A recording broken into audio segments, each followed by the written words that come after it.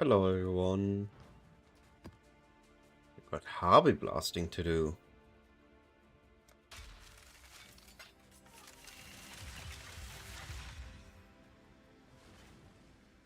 Because you know, Harby blasting is fun.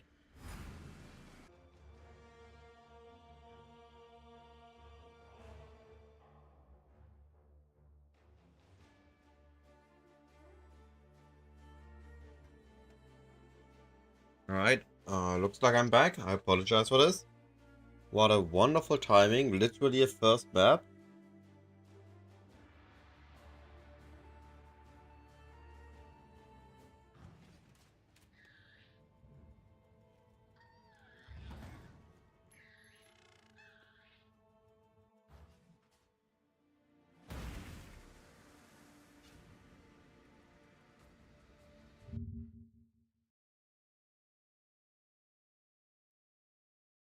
Second, you check if YouTube is still working.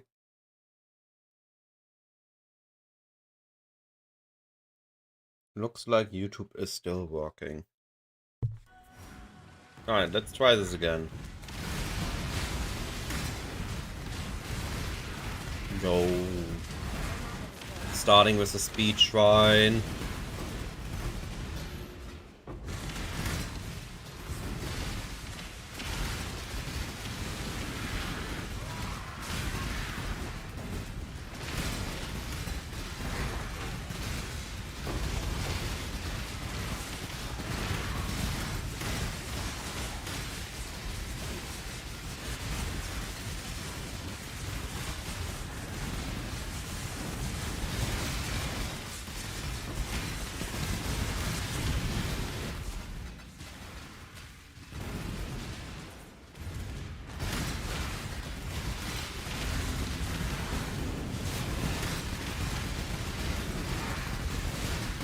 I'm still undecided if I want to make a Fizz Wander forcing Race of the Goddess, or if I want to make a Instacker Wander. I feel like I haven't made an Instacker in a while. You okay, map?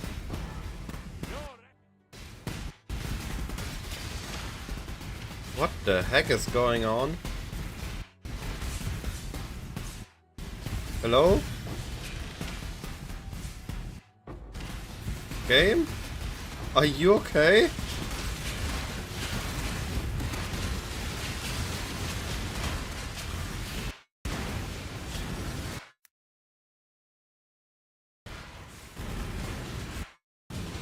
Yo, what the heck was that? My map just vanished in front of our eyes.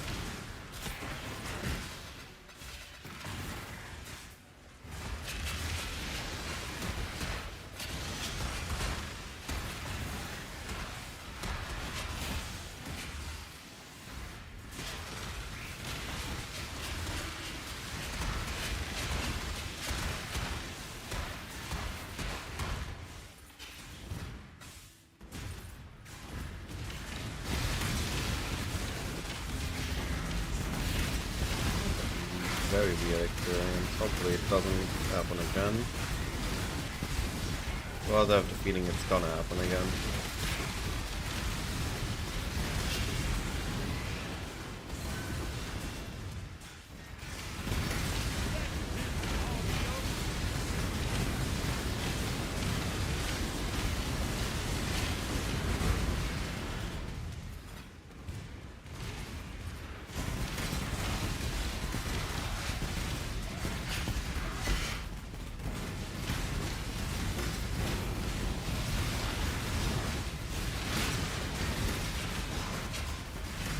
On the first day, I saw a lot of mercenaries that contained Divine.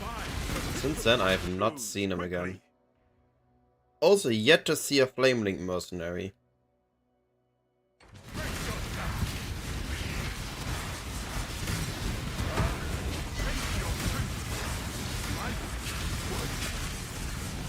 I don't know why, but I've just never seen one.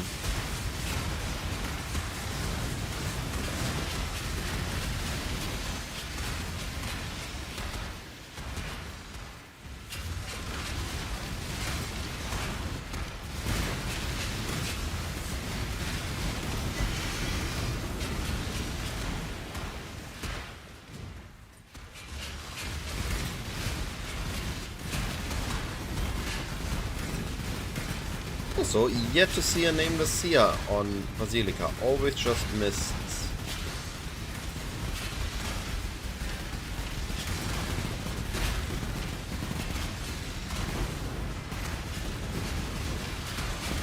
Not even good in reflecting mists.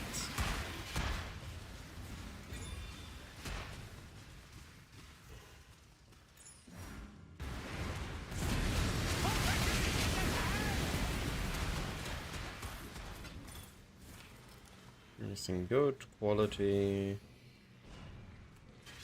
I guess.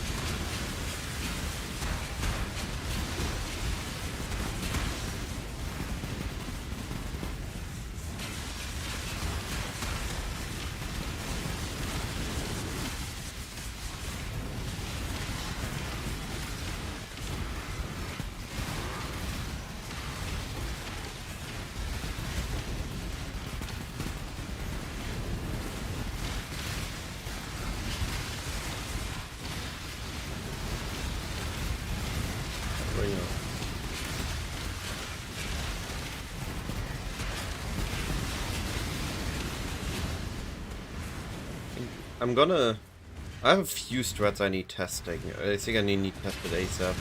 Today I can justify Harbinger, tomorrow I need to go for the next thing. Harbinger should overall be okay for like another day or two. Maybe 3-4 days, and then I think it's gonna reach the high peak. Because I expect some of the bigger creators to jump on Harbies next.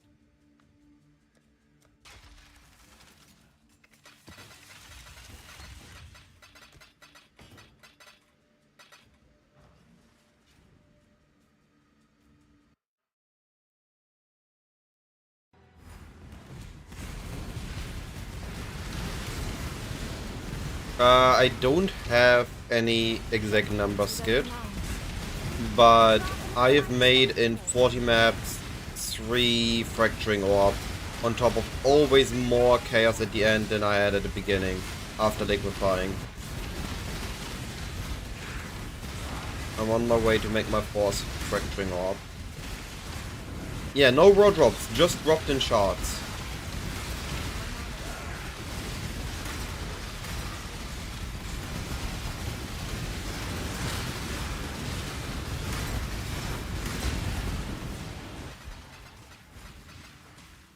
I think right now Harby is still good. There's always the point in the league where Harby is just not good because too many people are farming Harbies. Because it's also good. You don't really have a bad build for Harby unless you're playing something like my, to be fair, Icicle Miner, which is not great at any mapping threat. Now I mean you can do random T16s, but you get Horizon Orb from Harbingers. So you can always Horizon to Canyon, which is a really good layout for Harbingers. I'm farming Basilicas till I get a Nameless Seer Scry. When I have the Nameless Seer, I'm gonna scry to Jungle Valley. And once I have 8 more Jungle Valleys, I'm gonna be stuck in Jungle Valley. Or Dunes. But Dunes has okay diff cards.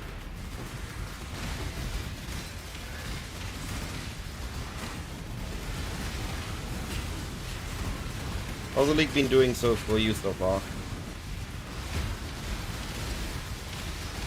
Yeah, that's a really good card setup.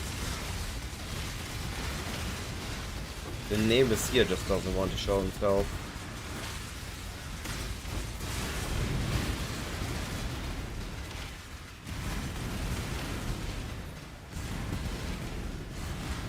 What is the diff card list of Ivory?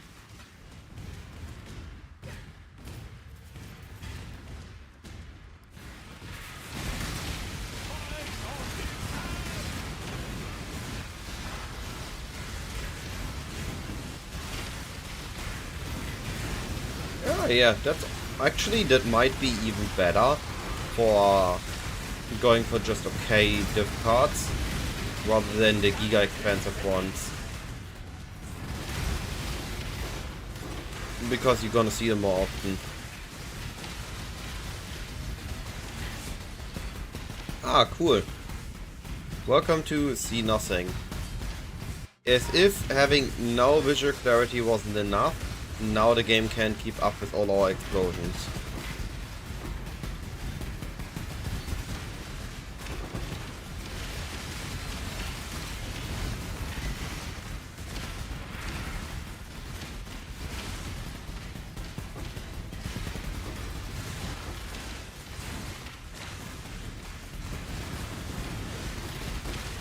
Oof, last altar pack. Well, that's exactly what I said in the video. As long as both Regency and Warhorn are below 15 chaos, this should be good. Assuming the currency stays the same. Check the price of Exalts, check the price of Ancient Orb, and check the price of the Scarabs. I think that defines how good this threat is. I have no idea what's going on at this point, I just see currency shots all over my screen.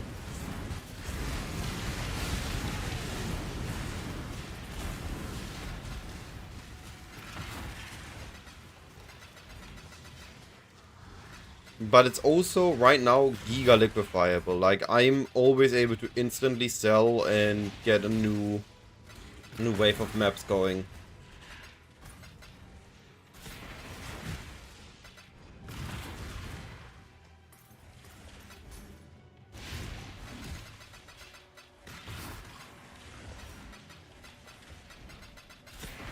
Oh.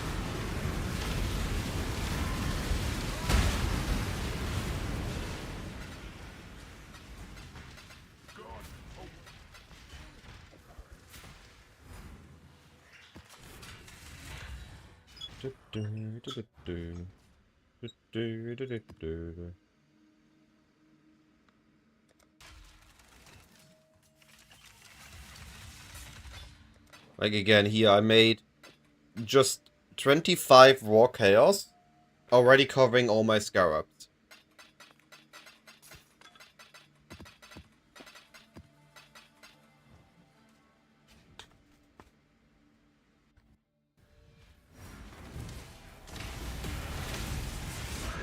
Oh no! My XP! That's not how we wanted to do this. I also lost the Sentinel.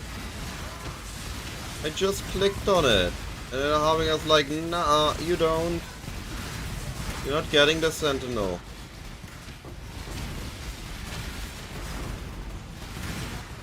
I want at least it in top notes in King's March, in case I get a Starfall Crater. Or to improve my odds of getting a Starfall Crater. Swollen is still one of the highest chase uniques right now. But they are the last points I'd pick.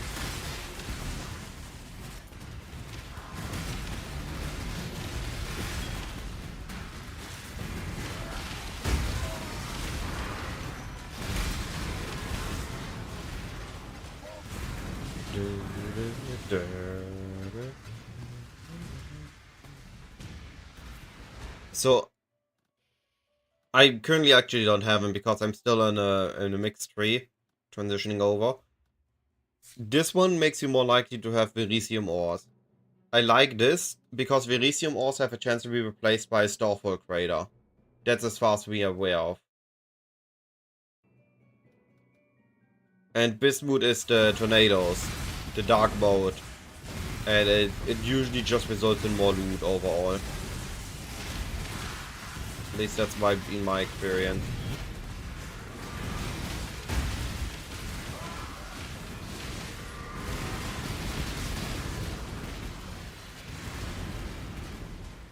I mean, we don't have a guaranteed proof, but this is how I assume it works. So that's why we comment those nodes. But those are like your last 4 nodes to take. 5. But they're not by any means a must. I found a Sulfur Crater without them, but I found 1 Sulfur Crater so far. And Dream, who has taken those nodes, I think he found 3 Sulfur Craters already. In the same amount of days. So I have some basis to believe my assumption is correct.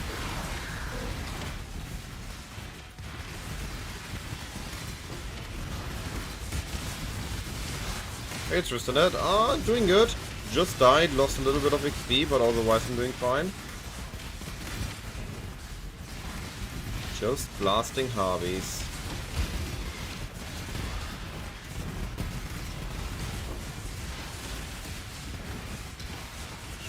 If I blast Harbys today, I might get 96, might get 97. That should be okay on XP.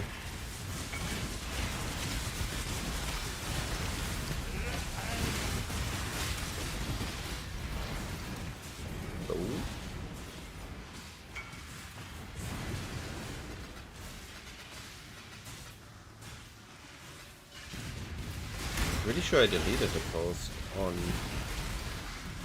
TFT. What? Regency is not supposed to be 17? What just happened? I just bought mine for 13.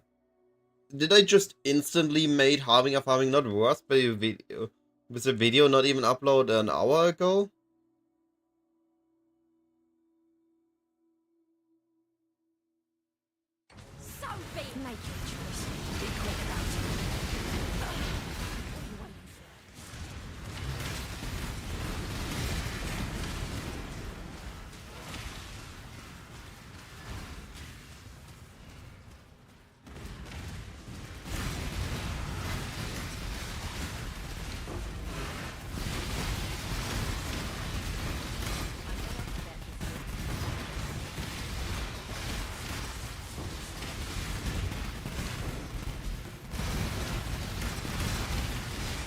I like the shrines.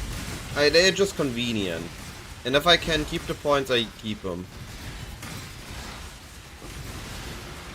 Like, I used to have the Nico nodes on my Atlas.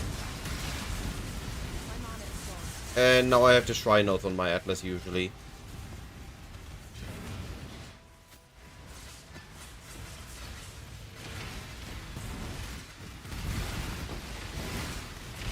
You don't have to if you don't like them. I just like, because if I get the Zoom Shrine, the map just feels so amazing. That's my justification for using them. Or the Echo Shrine.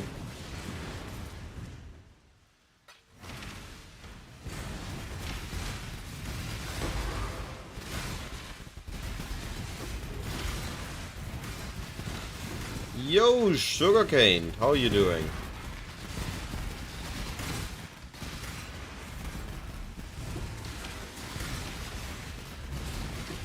Yeah, beast farming should be good now. If you have a build that can run them fast.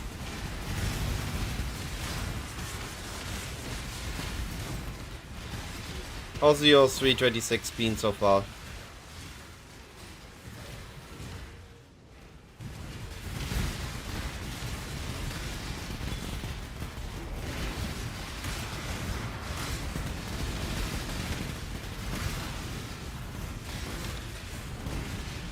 I mean, keep in mind that Volcanic Fissure is a fizz conversion build, right? Your base damage is physical and you're converting it to fire. A Headhunter is extremely good for fizz conversion build. So, Headhunter on Fissure is giga good. Don't underestimate that. I need to check out if we immediately hit the attention threshold. That would be hilarious. Wait, what am I doing? Not entering the bot.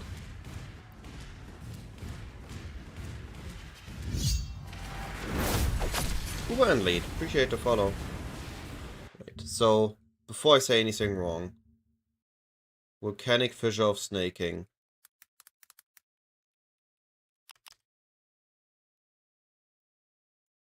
So here. Physical damage converted to fire, and if we check PoE Ninja builds, and we look at Berserker, we see that you use a physical weapon. So yeah, you use physical. If we look at PoE Headhunter, and we look at what it can give you, where is it? Yeah. If we look here, and we look for physical as physical,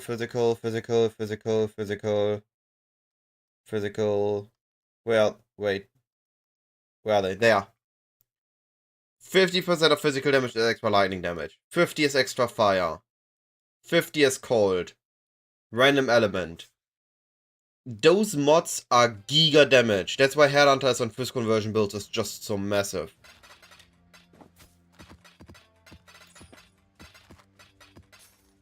Alright, let me quickly catch up with chat. I was focused on that point.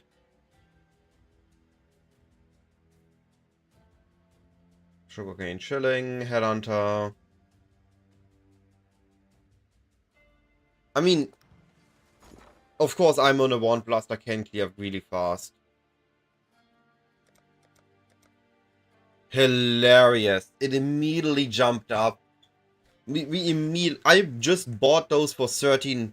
I just bought 10 for 13 each. And we immediately jumped up. What the heck is this? Somebody stream sniping or live sniping my strategies. Yeah, the disconnects have been super bad at the early league. What are going on trade?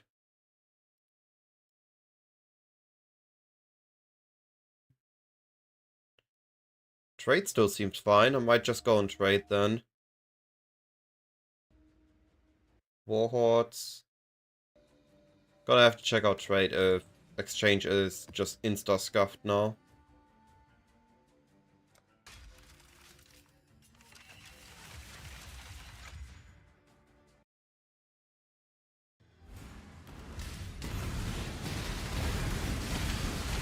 Such a good song. Wait. Hello. Hello, Betsy. Live. How are you doing? How is the blasting going?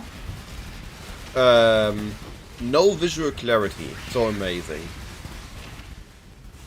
Oh yeah, I just opened your stream. Like, we're getting to a point where stuff stops to render. Have you considered using sunglasses? Yeah, this is my sunglass build. But you're not wearing sunglasses. I don't have sunglasses. Oh. I used to have a sunglass clip that I was able to put on my normal glasses. But I lost it very early on when I had the glasses, and I never got a pair of sunglasses for with my ice bank, or it's called. I mean, eye cold is satisfying, not eye cancer sugarcane. Headhunter! To be fair, they are not wrong. And just holding it down.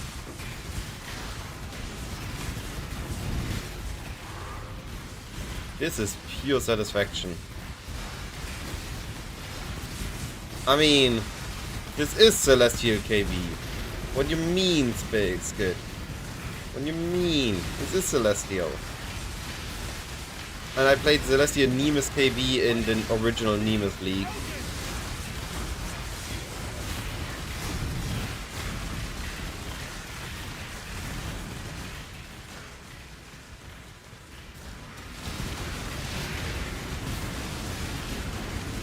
This is pure enjoyment. Morning slide, morning To be fair, I think I sent you the words with your Headhunter. Ref frost. Oh boy, I'm gonna die. I know. We are not screwing out with We are not screwing with Frostblade's mercenaries. Frostblades just has a massive more multiplier on them. We're not gonna die here. I refuse.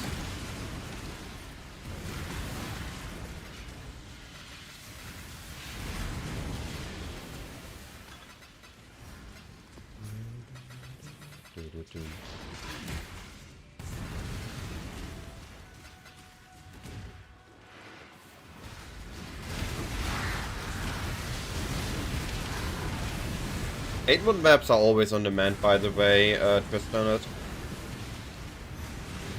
They're always good, they're always gonna sell, people will always need them. You just need to be aware of what map people want on.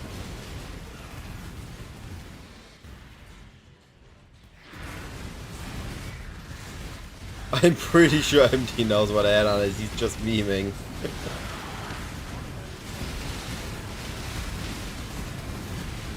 I need to check in a moment, Skid. They aren't really hard to sell. You just go on TFT and make a listing. And people will DM a regex and you tell them, alright, I have X maps. And I take your currency form. Hey, blue screen! Blue screen, we're killing blue Harbinger.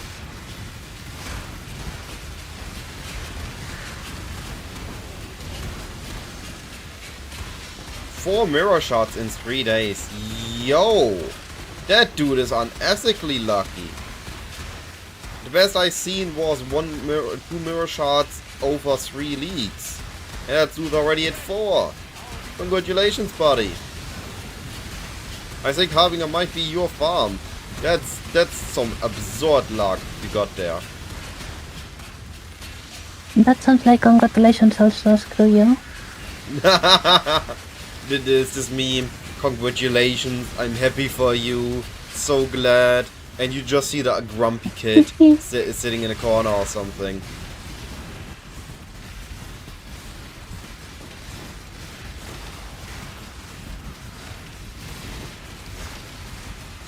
I haven't played with Pink just yet. No, I'm not trying to curse you. What do you mean? I'm happy for you.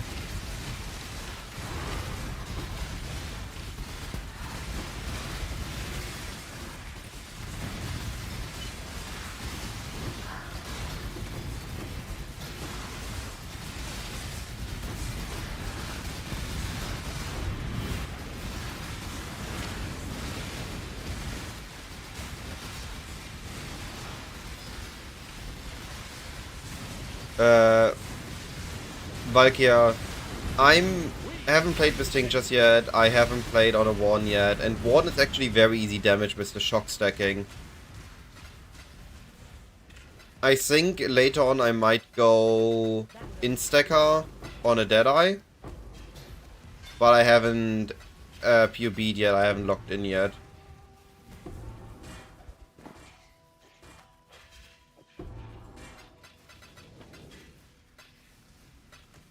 Once I made sure which direction I want to go, I will lock in a final Ascendancy.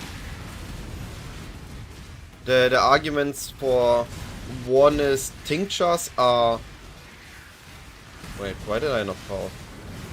Tinctures are very easy to cap me on so many stats. I get free attack speed, I get free pen, I get crit capped, I have a massive increase in damage.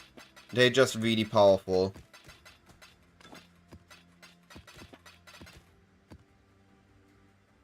There's an argument for both. There's the argument for the Warden with the Oath of Spring. You stack your shock and you get the tinctures. In a high budget, I think I see the argument for going Deadeye again, getting Gathering Wind, getting projectiles, getting Chain, and grabbing Oath of Spring maybe with Forbidden Jewels.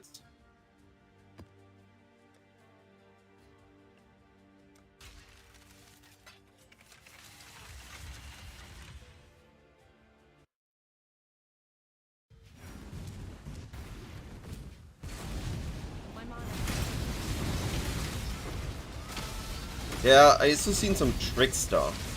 Or you could go Power Siphon Locust Mine instead of KB. But honestly, where's the fun in that? You don't have screen-wide explosions that just destroy your frame rate. I'm still looking for the Nameless Sea. I still haven't found one.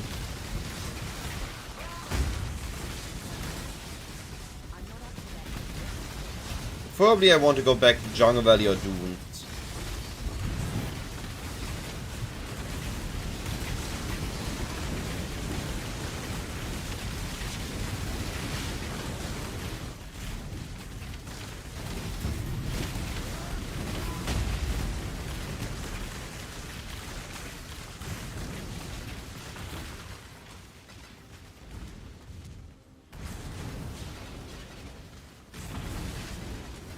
Yeah, I think Warden is the most budget and beginner-friendly option.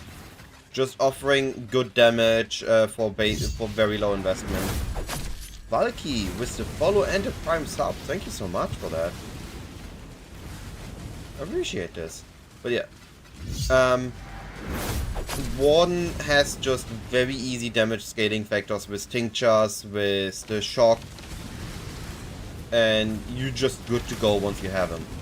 Like, the moment I press this, I'm crit capped, I have 40, I have pen, I have attack speed, and my attack time is 0.13. I mean, I have a headhunter of course as well, but still.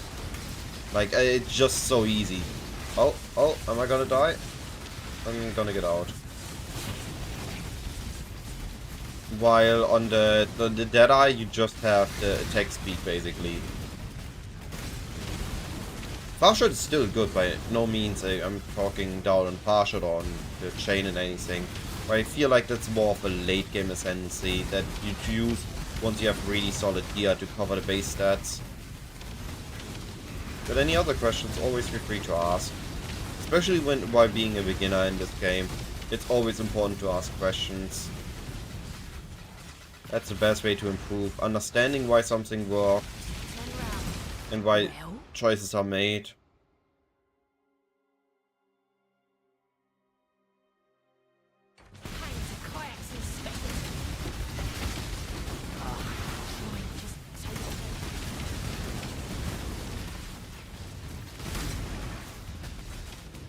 Alright.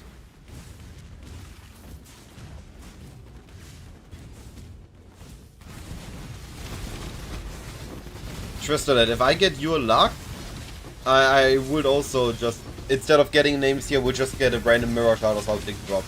Which would still be insane, I would still take it, but would be hilarious. Like, your luck is out of the world. I'm really happy for you having that luck.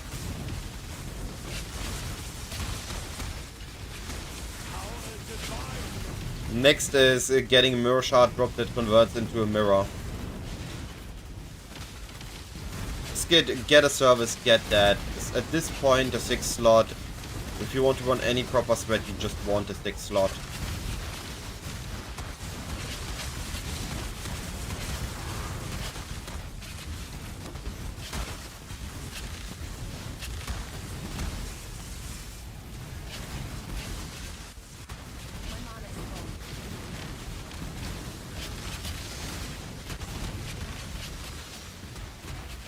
Better get that recorded though. If you get the mirror shot, the mirror drop from Harbinger, you better have that recorded. Like, I have not yet seen that happen to anyone.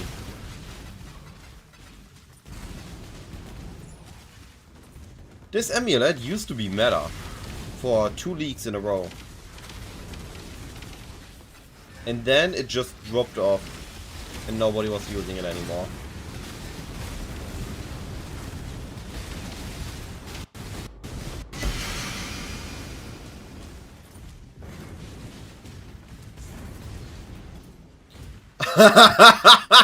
Buddy, your luck is unethical. Divine Altar on top of 4 mirror shots.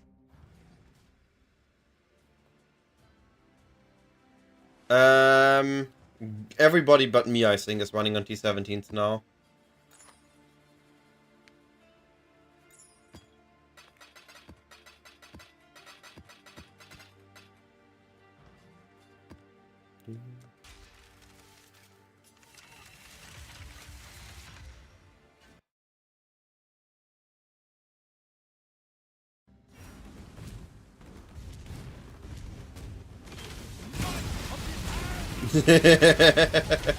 I can believe that.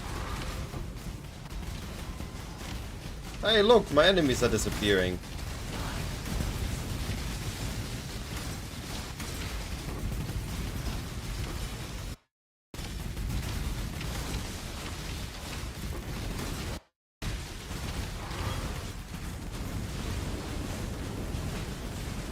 Oh, that music just is better for blasting.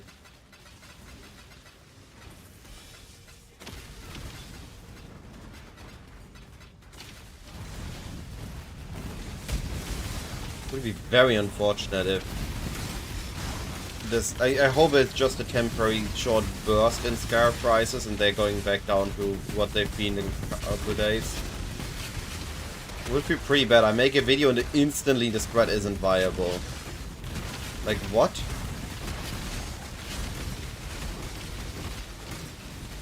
Feels like I'm baiting people. I mean, I specifically put into the video how to look if it's bait or not. But still, it feels pretty shitty if I make a video and instantly the spread isn't viable.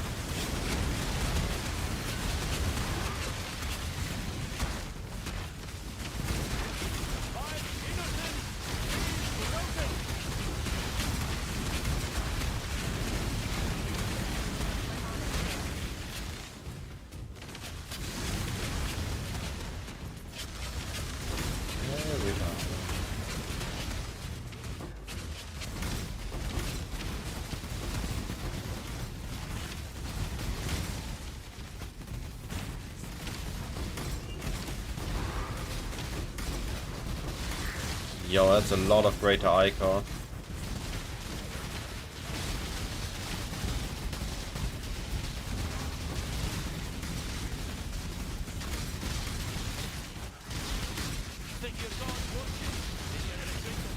Oh, we take those.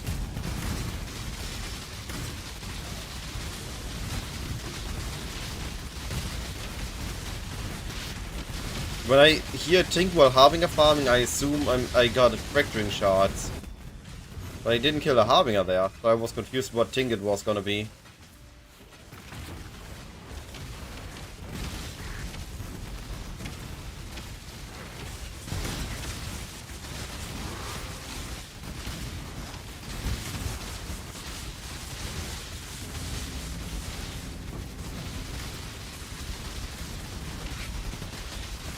Vinny, I honestly think you can go in steps. You don't need to overwhelm yourself with everything needs to be done at once. Like, I actually don't craft this much. Everything on this character is either essence spammed on it, like literally just, okay, I have the base and I throw essences at it until it's good. Or the body is, I threw fossils at it until it was good. There is no complexity in that crafting process. I buy an item for like 50 chaos, and I throw essence at it for like 50 chaos. And boom, I have 100 chaos spent to an item I can now use that gets me into the end game. And that is now on my second build. On my first build, all I do is I go to Faustus and I be like, hey yo, give me random gloves till I hit a good one.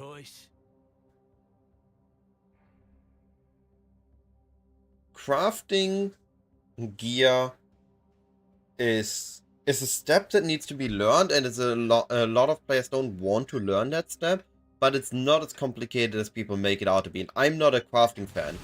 If I can avoid crafting, I'm avoiding crafting. And in currency making, in all honesty, all it comes down to for currency making is take something that you enjoy and run it consistently. It doesn't have to be the one thread that makes 500 divines an hour. Even if there is one, because you need to play something that you have fun with, that you can do now, and as long as you run it consistently, eventually you're gonna have a headhunter, you're gonna have a mage blood, and you can go into a next thread that is good. all it comes down to, don't get overwhelmed, don't do negative comparison to others, and enjoy the game. We sugarcaned. That's the neat part. We don't do textures here. Just blasting. Textures are overrated. They only increase the load time.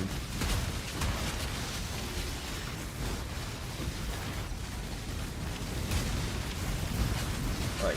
Vinny, we're gonna take my POV in a moment, and we're gonna break it down. Because it isn't as overwhelming as it gets. There is very simple concepts to making most gear. Now, if you look at an endgame POV, that's something else. But we're going to look at a league starter. Because league starters are always very simple. And that's what gets you going. Because you start with something simple, and then you increase the difficulty and complexity.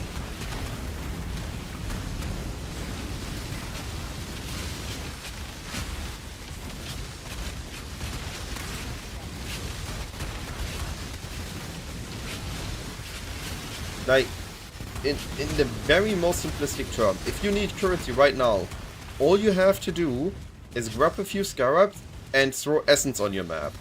And you will eventually make enough currency to make whatever build you want. Now, of course, your speed will likely be way different than my speed, because I can farm other things than just very simplistic stuff.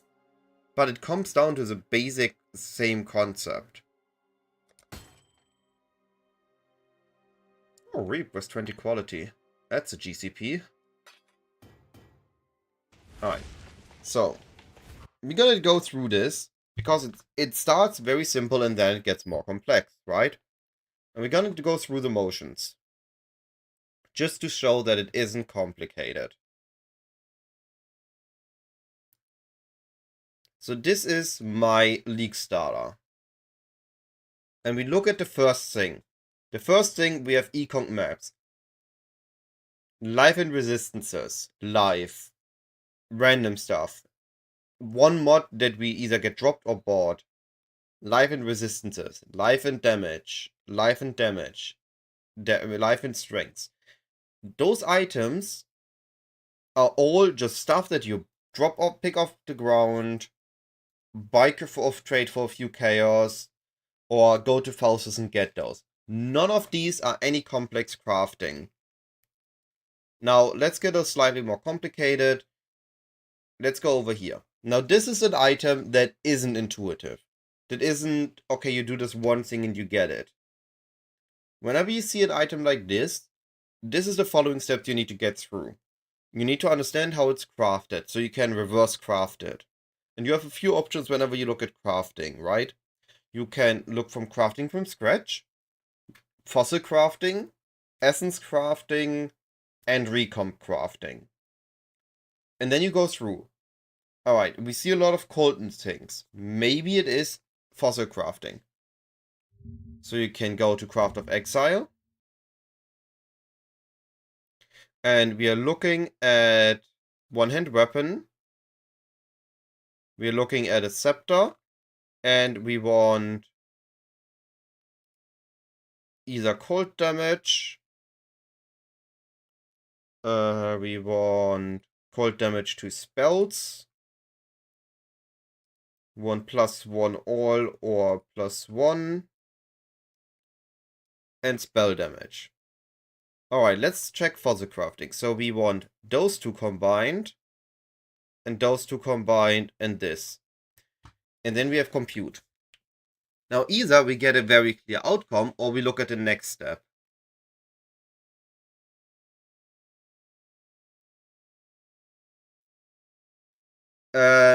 Tarbob.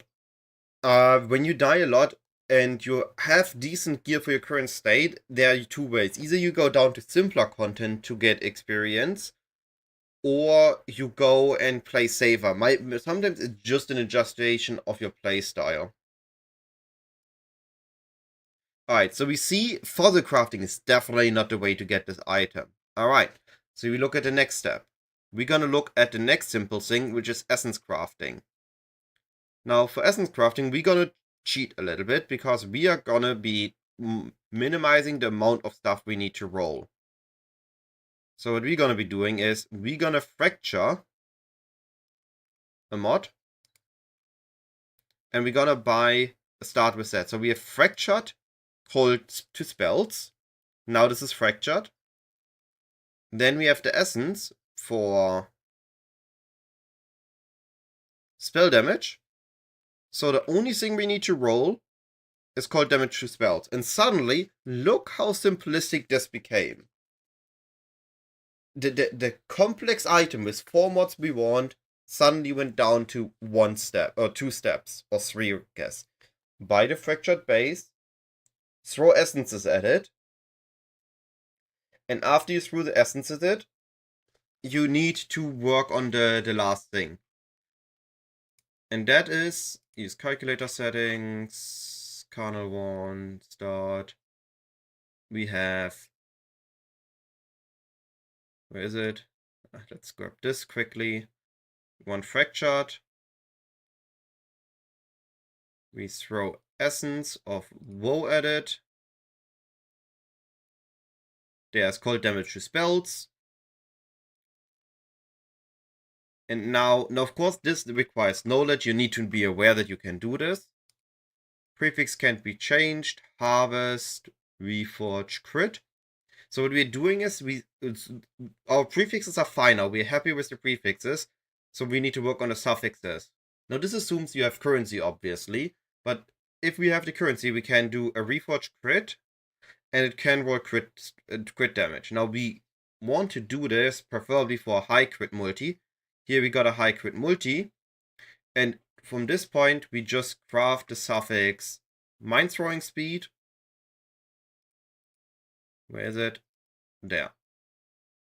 And the weapon is done. Now this is a complex item broken down into 3 steps. Fractured by a fractured base, throw essences at it, and reforge crit after prefix can't be changed. And the last step I don't even count because that is literally going to the crafting bench and crafting mind throwing speed. And you have the exact weapon I wanted here. And you can go through the processes with every item. Let's go for this. PoE Ninja builds. Let's go for Steve. Let's look at this weapon. This weapon is socketed gems are supported by endurance and more attack damage. And we see that it is an Elder Shaper item. So, Craft of Exile. 2-hand. The mace. And we're looking, okay. Shaper has cast on, what was it? Endurance, charge on melee stun and more damage. There's the socketed more damage. And there's the melee stun. Okay, so if we are using Elder and Shaper, no worries. You have this mod and this mod. Now, if you have these 2 items, there's an item in the game, which I can't showcase right now because I don't have one. So I'm gonna quickly show it here. It's called an Awakener's Orb. What this one does is you can combine 2 influenced items together. Now, of course, again, I'm aware that what I'm talking about requires the knowledge of existence of these items. But what you know, or what I'm going to tell you now is, there are so many videos out there. There are so many people that just share how to craft stuff. Spicy Sushi, Lolcohol, what was his name? Not Eodwa. Elisha used to do it. There are so many crafting videos out there. If you need concepts of crafts, just search for some videos, and usually you find one that explains some basics. And once you know the basics, you can keep this knowledge in your mind, like what I show you now, the next time you look at something. So we have this Awakener Orb, and this means we take 1 mace that has endurance charge on melee stun, and 1 mace with the more attack damage, and we throw them together, and we're gonna end up with these prefixes. And you see on this thing that, okay, I know this, there are 2 prefixes and 3 suffixes here. So what we have now is the prefixes are basically done. Now we need to work on the suffixes. So what we can do is the following. Now, it's not cheap. I want to be aware of this, that I'm not looking at the cost of this, just of the possibility of this. So we just did the Awakener Orb here. We just did Awakener Orbing. There. Oh no, not this one.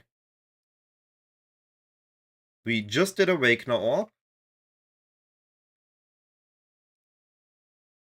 Now that we have this Awakener Orb, what we're gonna be doing is we're gonna be working on our suffixes. And it's again gonna be exactly what we just did. Now it's not gonna be as simple because we are looking at a more expensive item to make. But we're gonna be crafting, suffixes can't be changed, multimod, prefixes can't be changed, and we're gonna be crafting a prefix so that we have a prefix on it that is we can't fill it if we do something. And then we're going back to harvest. And we see here, okay, we have attack speed, crit chance, crit multi. So we can do, the safest is speed. So we're gonna do reforge speed. And we got attack speed. Now, sadly, we see here that we also rolled area of effect. So in this case, we would now need to do the next step. We would again do prefix can't be changed. So we have our open prefix. And we're gonna annul. And it kept the attack speed. Now we assume the attack speed is a good roll. I'm not making a perfect item here. I'm just showing the process, just showing the mind steps. So now we have prefixes can't be changed. We're going to do again 3 mods, prefixes can't be changed, prefix craft, and we're gonna go to harvest and add remove. Oh no, wait, it's add remove. I said nothing. We're gonna do this differently. We just gonna do prefixes can't be changed because I'm not going to that exact item, just what I would do here. And we do veil prefix. We have the attack speed, we still have our open prefixes. In this case, we unveil. And here we see he wanted Chaos Rest Pen, so we have Chaos Resistance Pen. And now we will just craft one suffix and be done. Admittedly, I'm not the best teacher in terms of crafting because I also only know the basics. This would not have been the exact item, but it's very close to this item. We now have our prefixes filled, we have attack speed, we can do, if we really want to, we can now, because the prefixes are filled, do the prefixes can't be changed, hope the attack speed stays, and we do add remove crit. Oh, only non-influenced item. Never mind, it said nothing. We can't do this here anymore. So at this point, I likely will just craft... where is it? Where is it? There. Crit strike chance with stats and hope that the last slam is something good. Okay, and that would be it.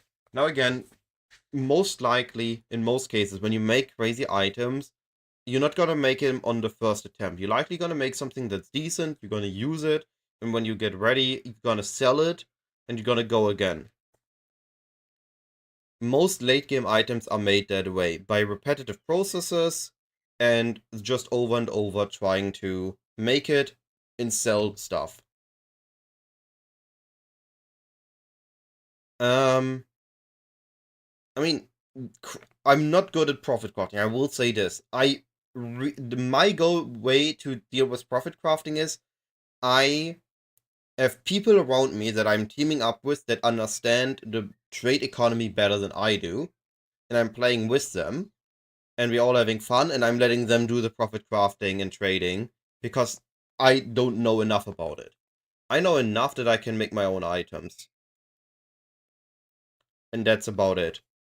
But I can understand what others made with items. Like here we have Fractured Base, threw an essence added for strength, rolled till we had life, and we crafted something on top. Fractured Base, threw an essence on it until we had the all rest, threw a craft on top. Stuff can be really, really simple once you understand the possible ways of crafting and how to get there. Right, that's with my impromptu crafting lesson.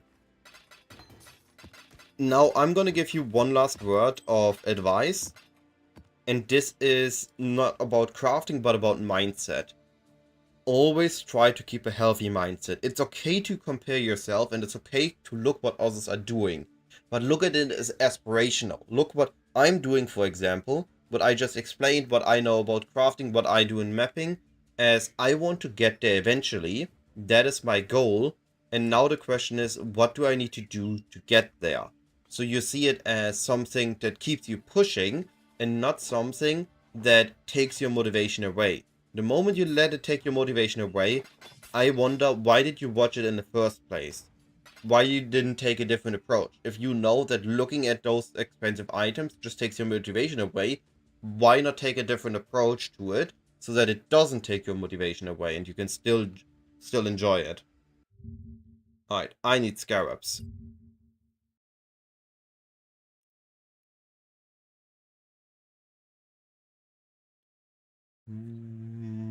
Bulk. Harbinger. Warhorde for chaos. Has bulk. Message this, message this, message this.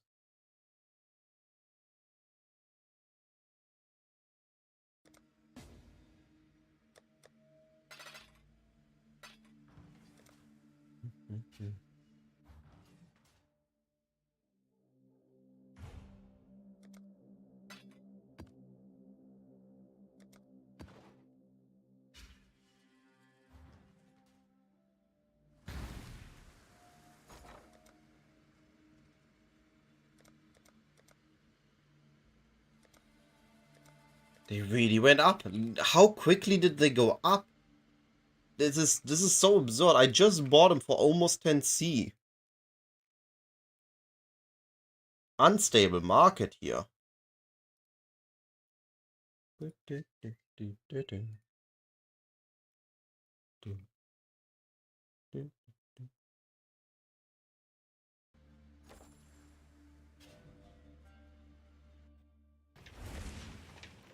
I mean, I am by no means I'm gonna look now. That video can't have more than 100 views. Yeah, 46 views. No way it's my fault. It's just an unfortunate timing. Wow, MD. Wow.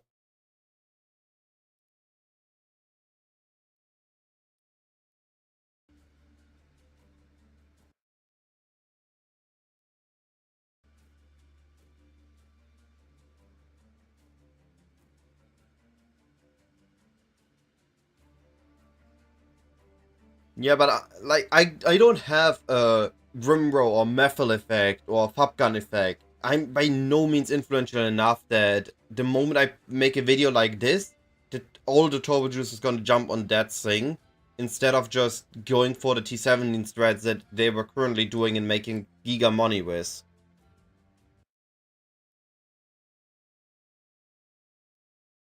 Just not happening.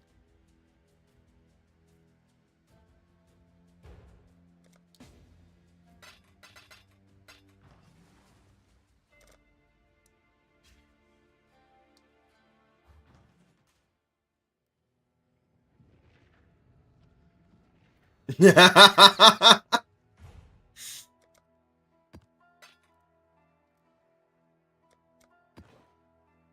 get your point, but also, I'm only really watched by turbo juicers. Am I that of an elitist of a community?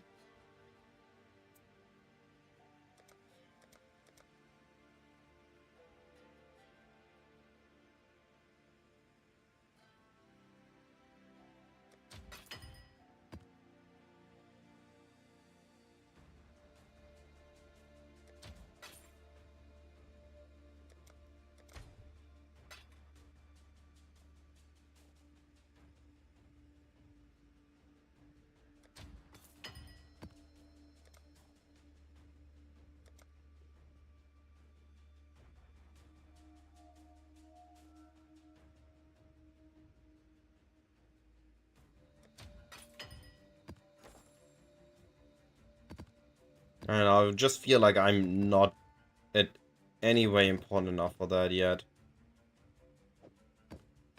That I can actually have an effect on the market like this.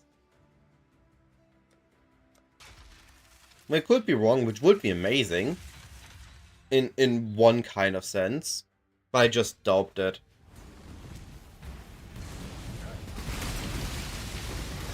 Also, Vinny, I can, if you have another specific example, specifically for the build you're going with, you can take a look at one more item later.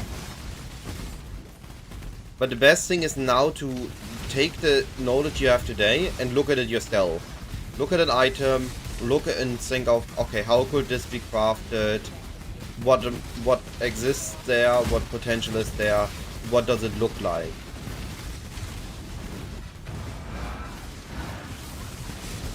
And just learn the crafting trick step by step.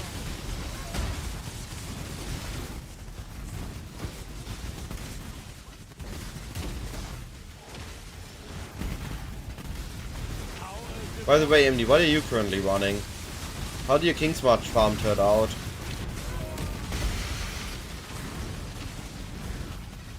Yeah, Craft Alexa is such a golden tool for learning to craft.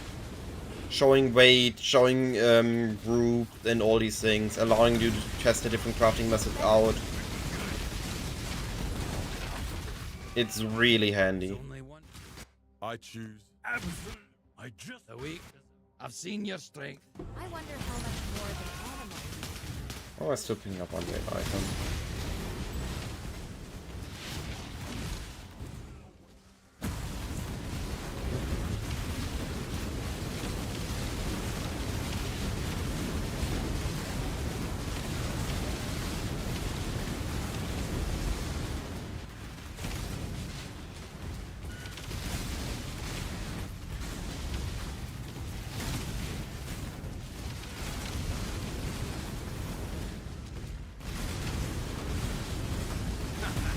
welcome to the fun house. Even better with a weapon. You hear a lot. You're a smart one, Exile. Yeah, I mean, fist weapons aren't that hard to craft. There are many ways to make fist weapon. And there are videos on that as well. Like, I know Local just uploaded a video on how to make fist axes. I'm pretty sure I just saw that.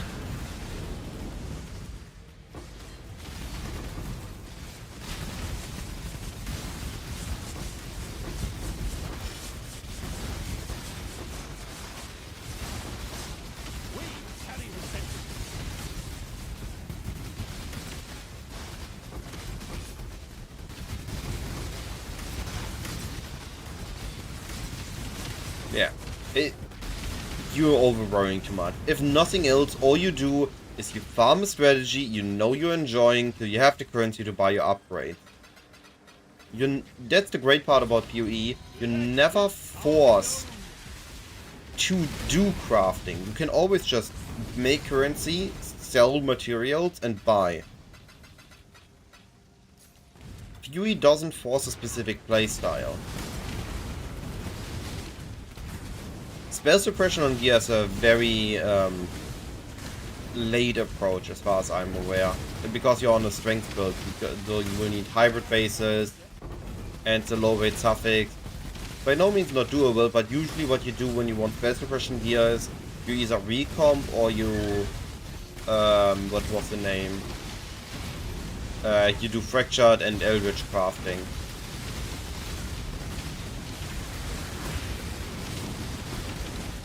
Oh no, MD, that sounds like a horrible experience. We don't want that to happen to him. My mana is gone.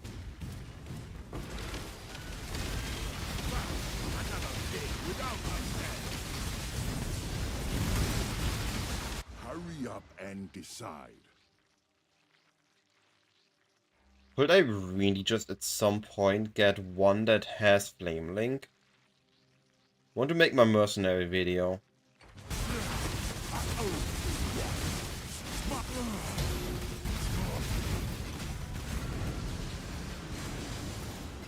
Yeah. MD here cursing other PoE players. Trying to ruin their luck. I see how it is. Yo! Yo, minus 75 lightning rest.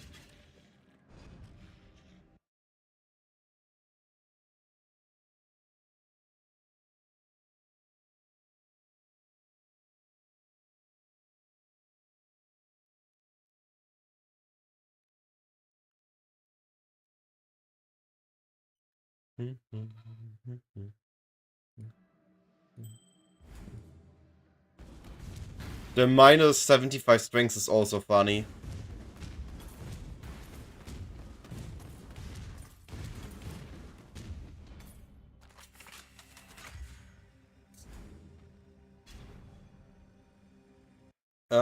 What did I saw? Didn't saw. Snappo? I want to know how Harby many and giant apes. exiles are in there. But can't you just Add some look at belts. them? Like, No, I don't know, I you was doing can't. this, No. I could, but I could. I did. Yeah, like what Holy shit! You won! You won! You won! What the fuck? If this strategy, What dropped? What dropped? I can't Oh see. my god! It's getting being What was removed it? now, How okay? How many are there? How many Hellions? My inventory is full of them. I've got 8. Inventory is What the fuck?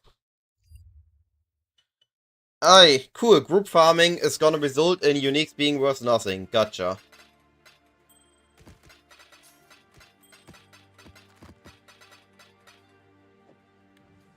Blessed are we. We can.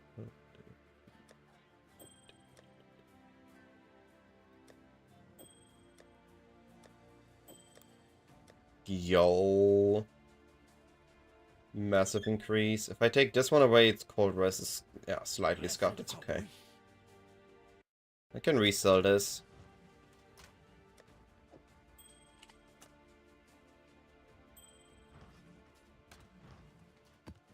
The Galaxy of Dreams.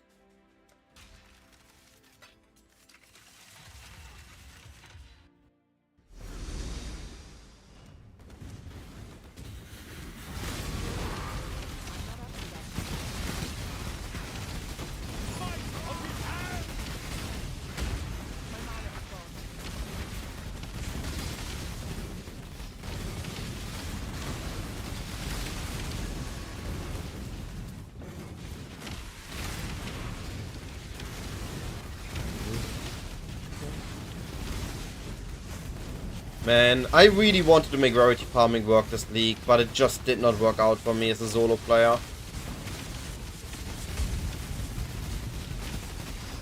I just couldn't make it work. Couldn't make the loot appear. That's my level up.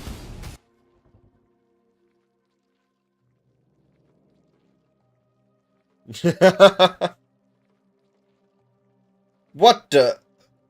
Are you seeing this? What is going on? What is this? What is this? What's going on?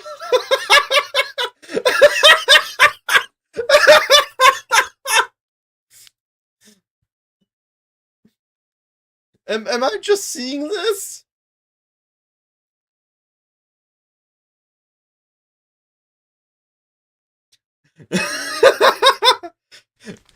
Everything's normal.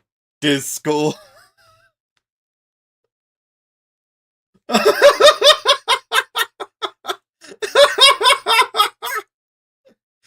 What is going on? Oh, my eyes. Sorry,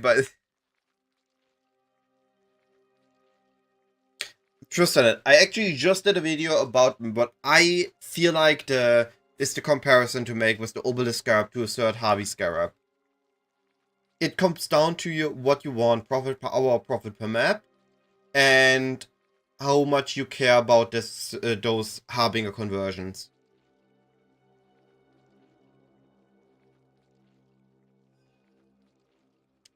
What was this just now? It looked hilarious.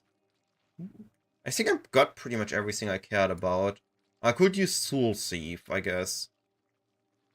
I might grab Soul Thief.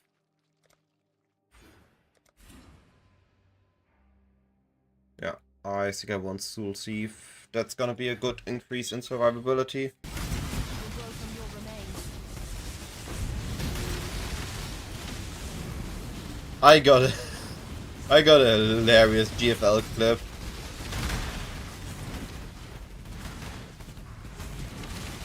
What are those selling for, those giant rogues at this point?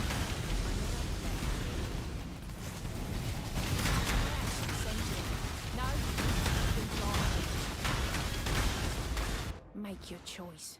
And be quick about it.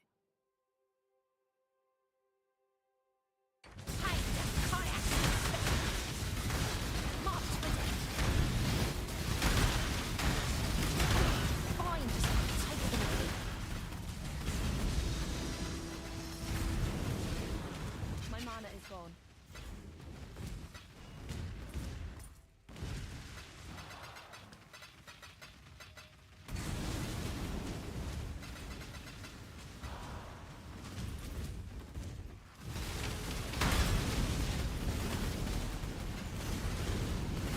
Oh no.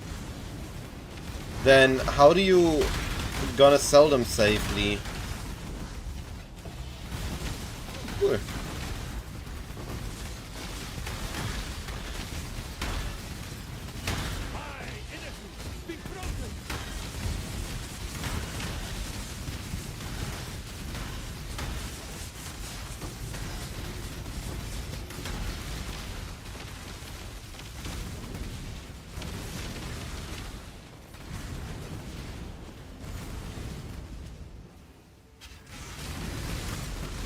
Yeah.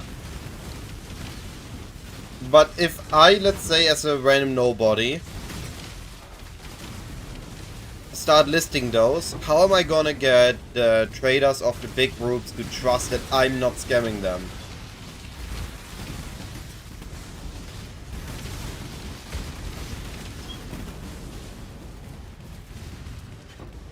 I guess you would need to record or something. Hey, more fracturing shots for me. Also, bye-bye frame.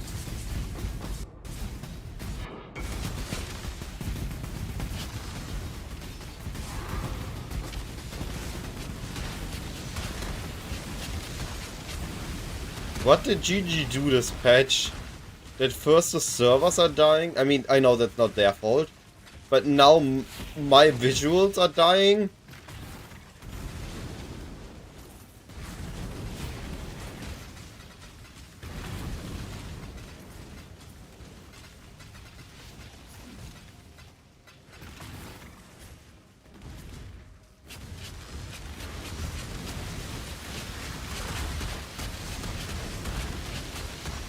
Man, what was going on in this map?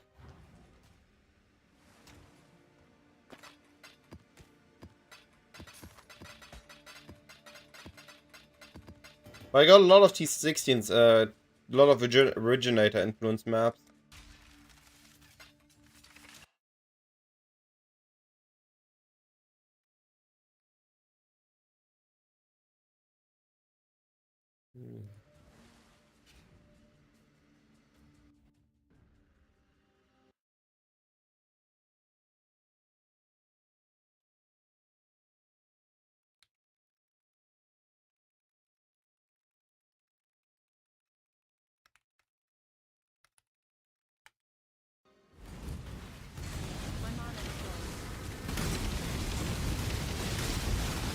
We go again.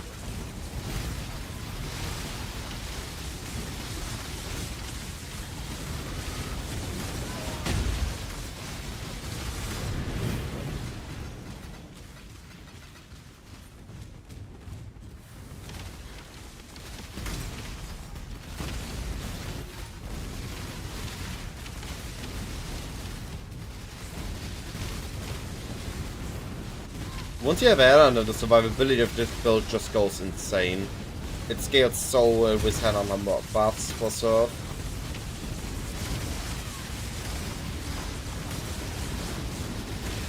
Admittedly, I missed Headhunter gaming. Haven't had a Headhunter in a while.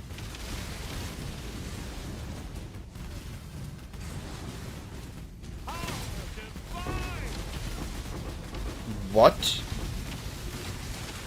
That's a massive spread, holy. How does it spread? I can't click the shrine.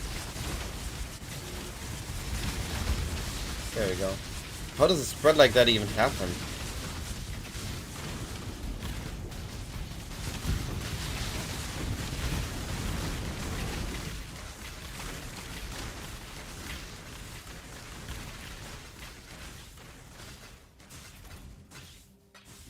Wow, one splinter for the entire breach.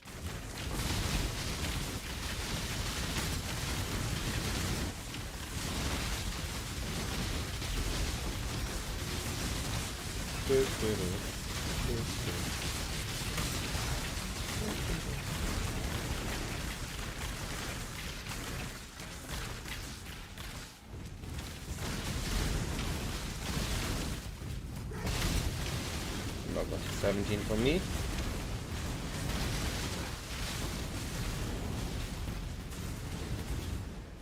Yeah, that's totally fair. Also, with the prices of the other things increasing, there's a reason for that. Walk it alone. Yo, can I please get a Flame Link one? Where's Flame Link?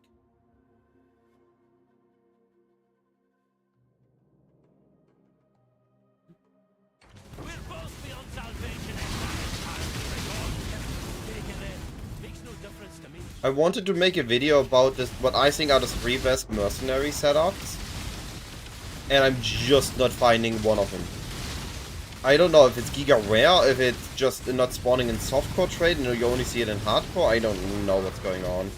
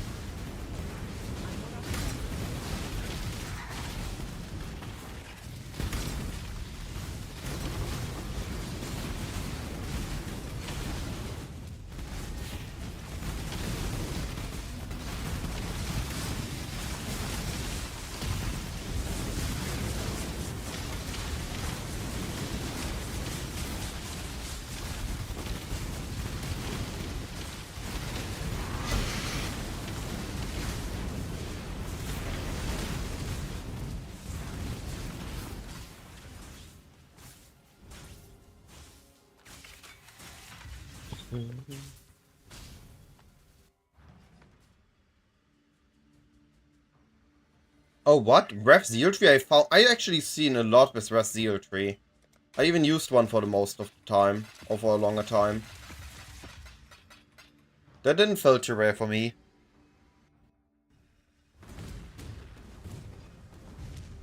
Yeah.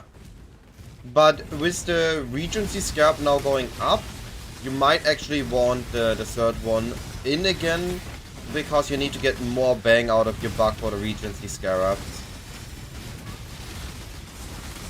To mitigate prices. It's a really thin line and arguments for both sides. I like obelisks. I haven't used them before. I'm using them this time.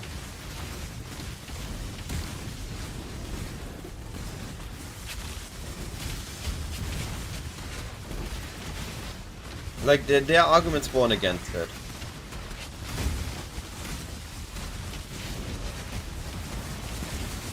I like my 4-minute map, so I'm sticking with my obelisks. I don't remember. But I don't think it can compete with Awakened Exile or Awakened Abyss and Awakened Harvest, so I don't think it's ever gonna be an option.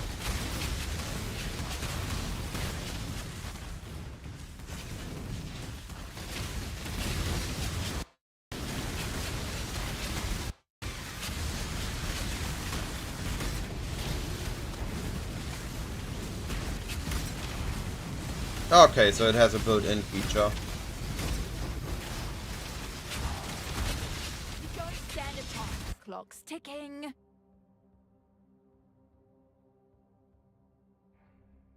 I don't miss.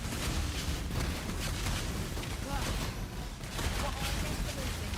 It's yours. Getting teleported.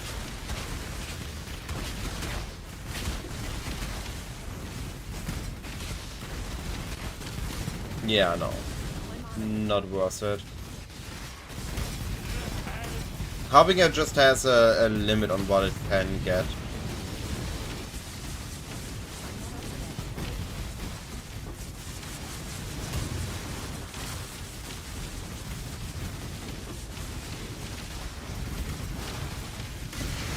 The Frisia Harbinger was fun. They just completely spasmed out and spawned minions constantly. That Harbinger hopping wasn't worth it.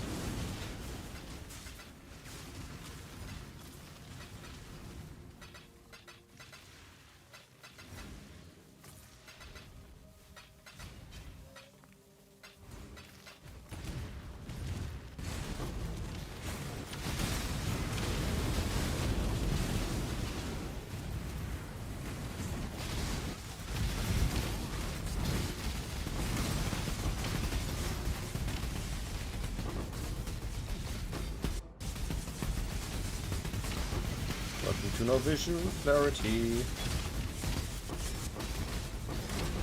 Obelisk can spawn fractured shards, but in a smaller stack size than King Harbinger. King Harbinger can drop 3 or 4 stacks of a shard, which can duplicate, and Obelisk can only spawn 1 or 2 stacks of shards, like a normal Harbinger. I have no idea what's going on.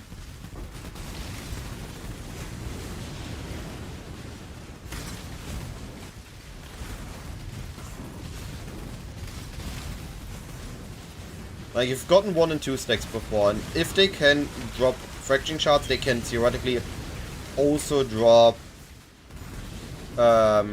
dropping mirror shards. Like, the possibility is there. The likelihood isn't. But that's an entirely different subject.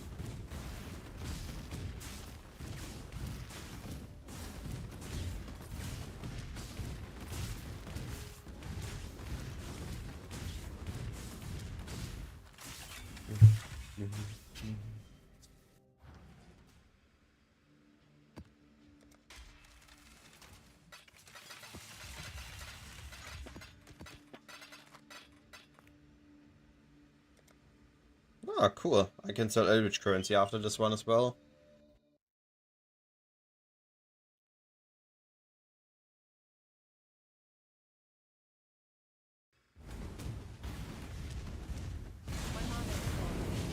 Also, I apologize, I just now saw the messages that you posted earlier, Vinny.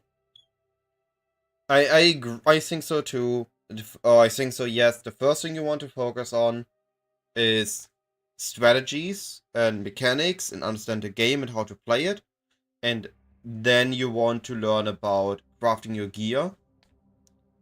I mean, you always want to have the best gear, but early on I would just buy it and focus rather on the playing aspects and learning those.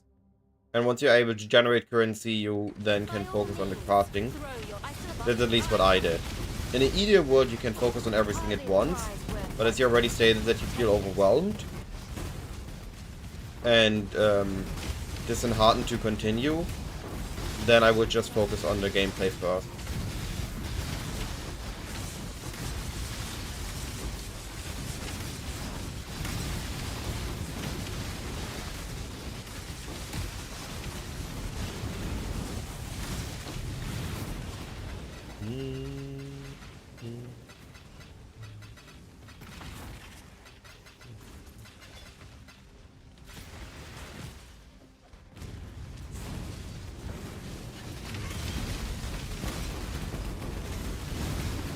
Oh, I always been on blue influence this league because the Ichor seems more expensive than the Ember. I didn't invest into the altar farming this time. Also, I'm taking way more aggressively on the altars than I normally do.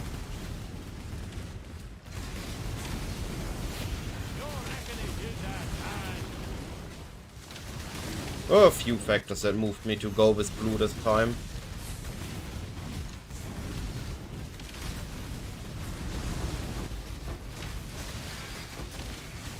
The randomly dropped icons, yes. The reward icons like here, no.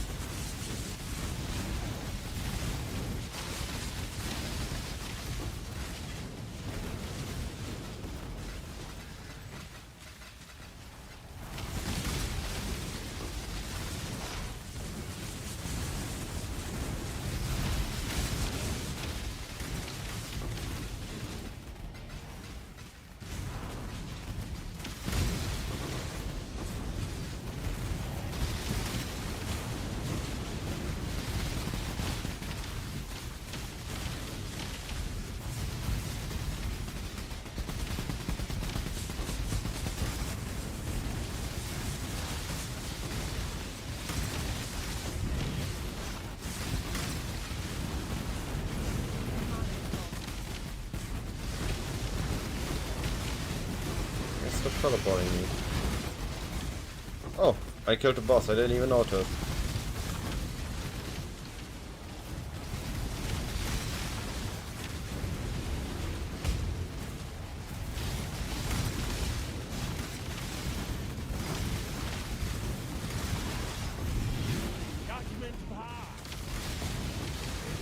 Nice. That was from our obelisk.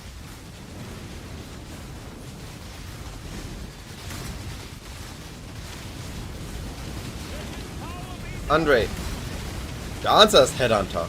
The answer is this bell.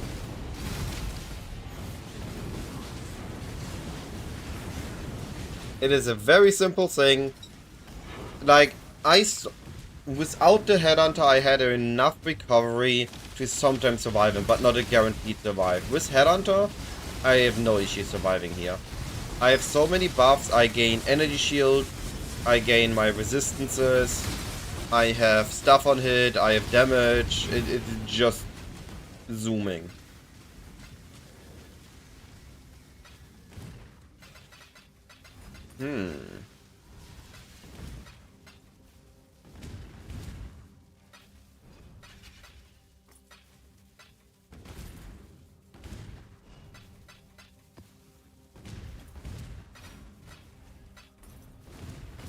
But yes, I agree, it looks super fun and it also plays super fun.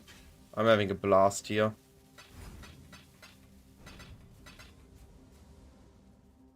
Hey, loot the alchemy.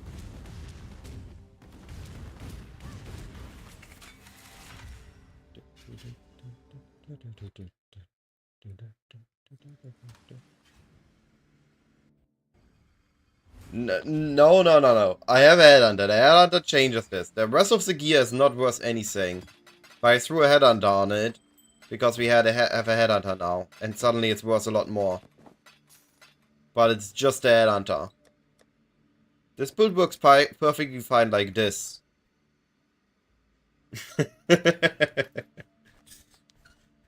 I upgraded my PC twice now just for PoE. Just to be able to blast PoE. We're close to a full fracturing orb again.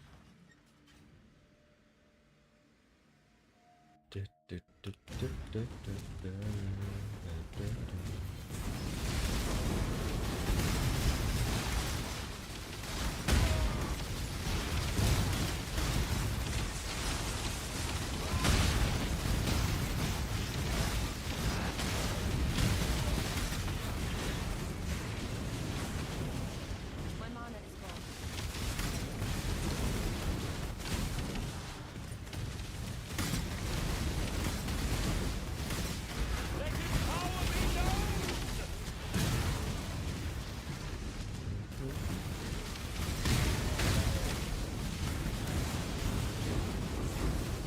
What do you mean I forgot you yesterday? Right after the stream ended, I had to go. I needed to play Magic the Gathering.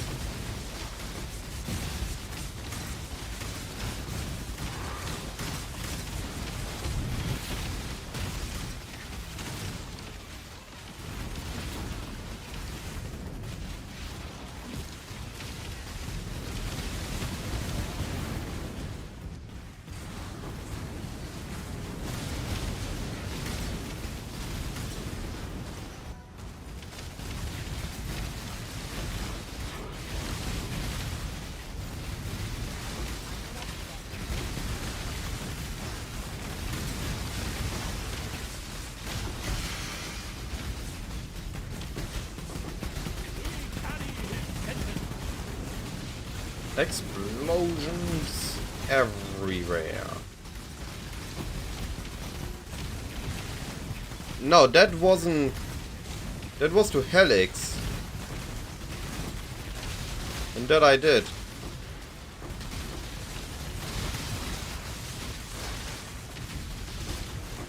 Like that's why I got confused why you said meet in Discord after stream. Because I thought suddenly that was Helix YouTube thing.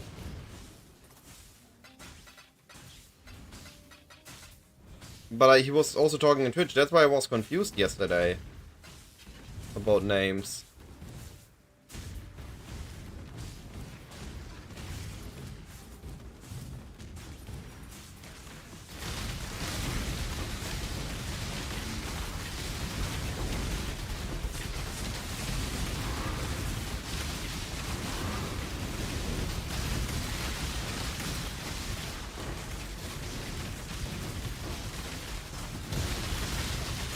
Oh, infusing.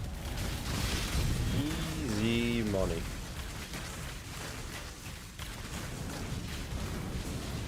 Yes, okay. Let me clarify this. I know that you are not Helix.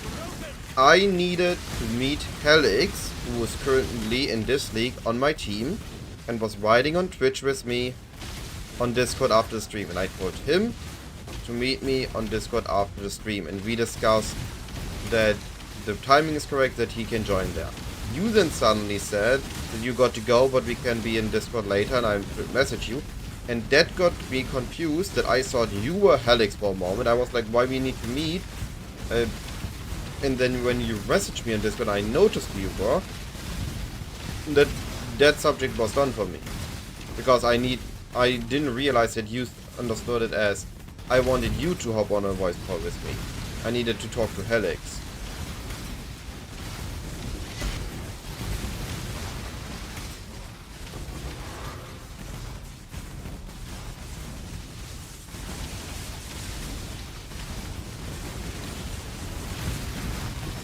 I'm sorry for confusing you, buddy. I didn't mean to give wrong expectations there. Ah, no, come. Now I get a nameless Seer on Canyon, where I don't need to give the div cards to something else. Instead of, you know, sending me in Basilica, where I do want them. I don't even get a good unique. What is this treachery?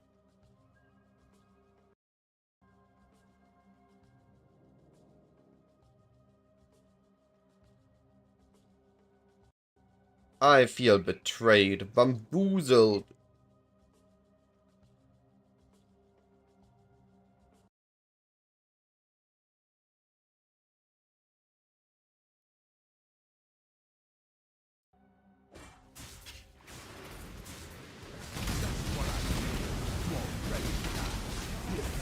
The issue is that I don't have anything that conveys Twitch chat to YouTube chat.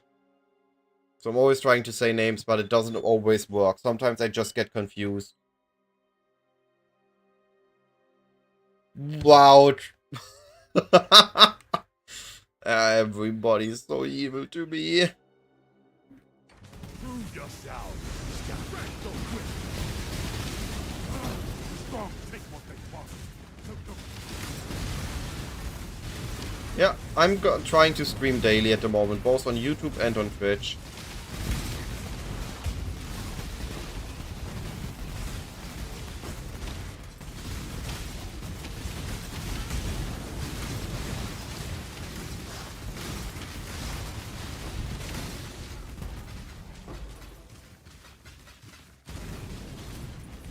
Now that I made sure that multi-streaming works without issues.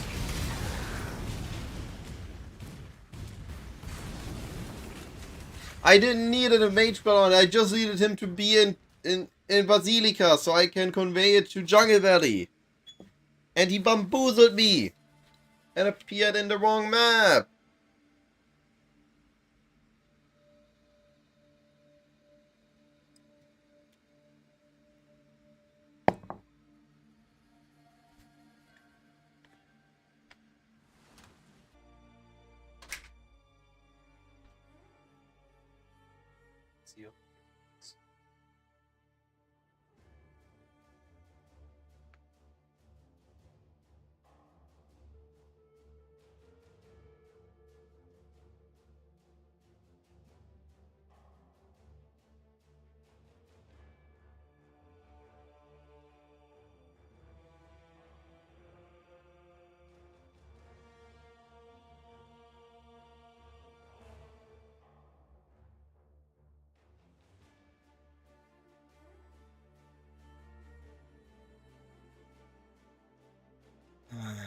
My internet is super unstable today, apparently.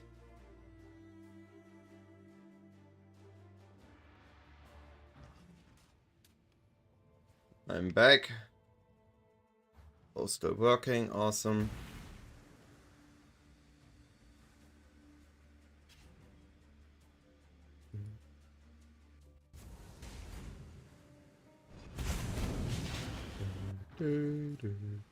Ayo!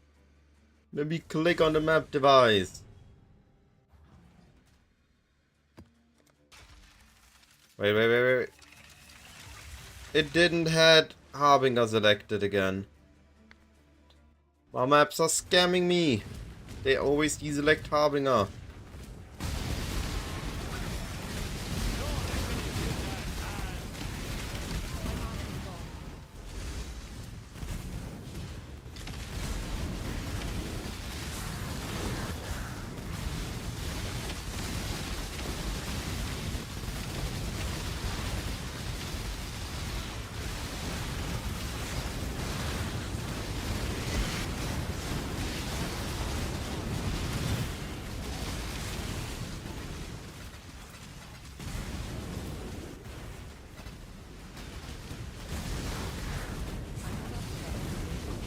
Wow.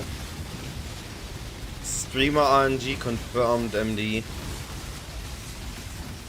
That is unethical.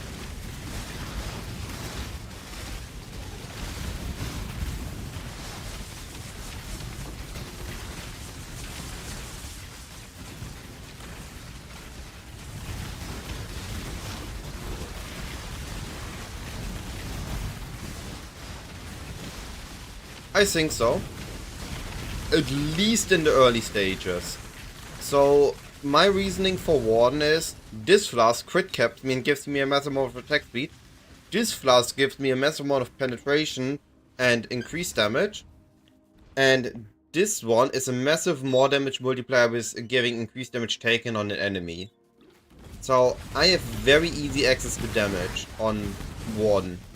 While Deadeye is a mix of quality of life and coverage. And I think Deadeye is more of a late game ascendancy, while Warden is more of an early game ascendancy.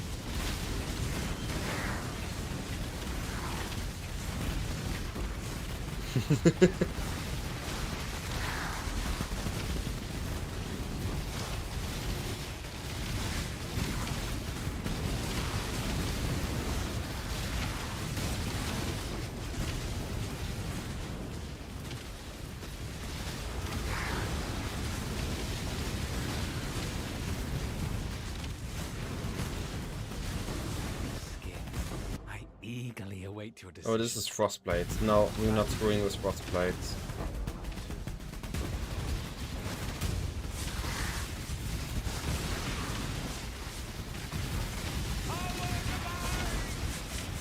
I like my XP to right where it is on my XP bar.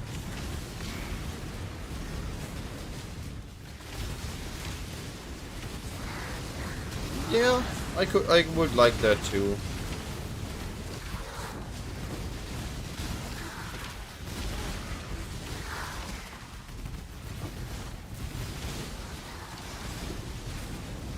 I like Raider.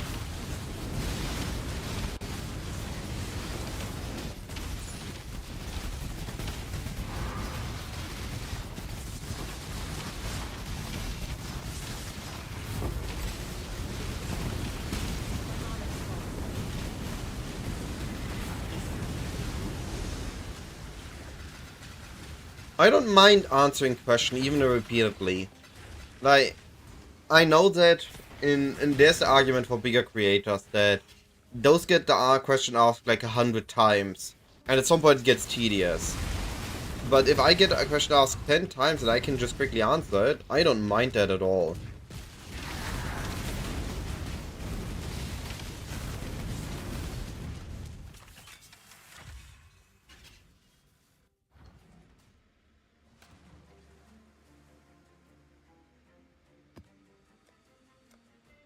Give me Harbinger on my map device again.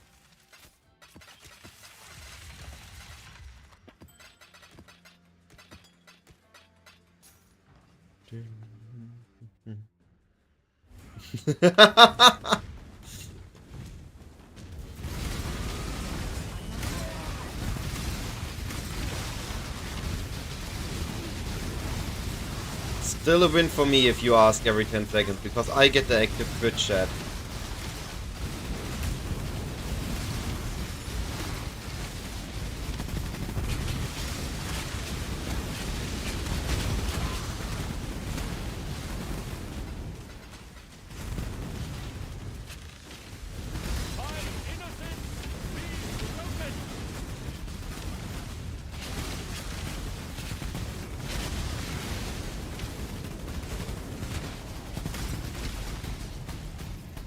Yay! There goes our screen again. Who needed a screen anyway? We're just blasting.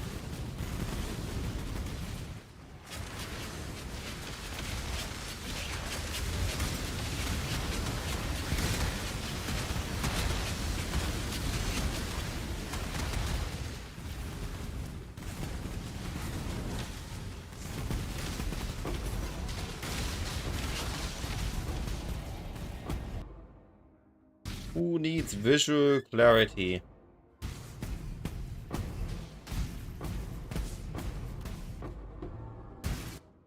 Look how easy it is to see the loot on the screen. Everything's so clean.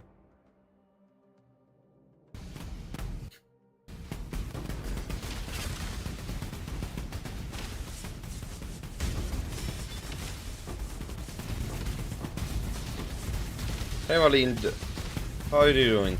I'm doing awesome. I'm blasting. I have screen clarity. I see nothing on the screen, which means the screen is perfectly clear. Yes, my icicle miner, I did a very stupid thing. I made it into an Uber bosser. The issue is that later on you can just buy enough fragments. You have the currency, you make the Uber bosser specifically to buy fragments. Specifically for the boss, and all the fragments are just buyable for okay cost. But early on I didn't have that option, so I consumed too many fragments too quickly, and my team wasn't able to keep up, and we weren't able to sit on all the expensive items waiting to sell. So my mistake was going for a version that can only kill specific Uber bosses in specific scenarios, and it wasn't generic bossing enough. I couldn't deal with T17s and other bosses, which I should have been able to. It limited my build too much, so I had to swap out the icicle miner. I still have it. If we have any more Uber bosses, I can still kill them. But right now, I'm just making a mapper and do some map blasting.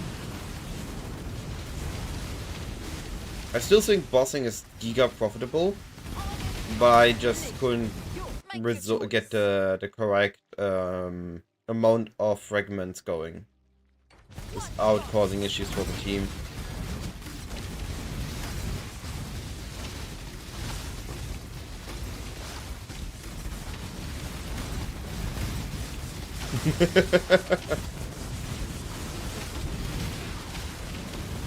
Visual clarity is overrated. Just give us more divine loot. If all I see is 20 divines on the screen, I'm happy. I don't need to see the enemies. I just attack until everything is dead.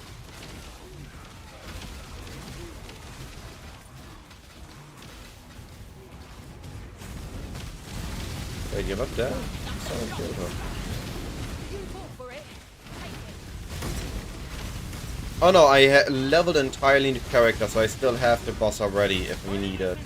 I now have leveled 2 rangers in the same league.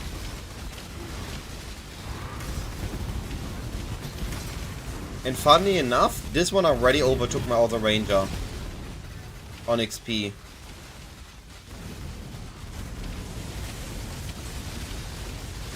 I don't recommend having a second build this early into a league, but sometimes it's just necessary, like it was for me. I'd rather have one build that lasts than 2 builds. Because I need to spread my investment on 2 then. Which isn't a smart move, it was just necessary for me, because of a bad decision I made. I will make a video about my lessons learned from the league start in 326 for 327. As the final video of my 326 preparation series. There's all the recap, the look back at it, and how it went, what went well, what didn't.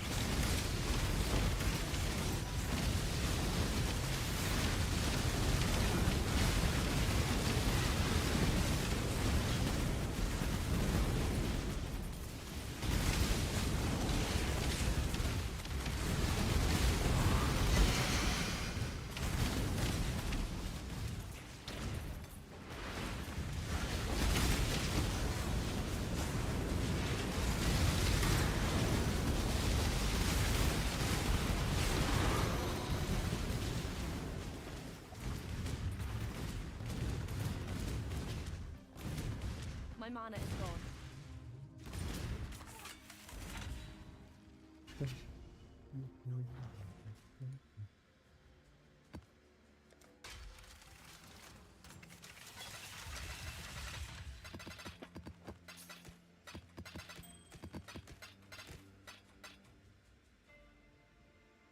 Any cool full stacks? Yeah, some. Should turn those in.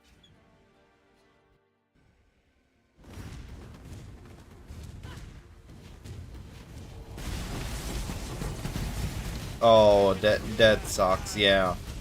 What is going on here? I just saw like 20 Beyond Demons.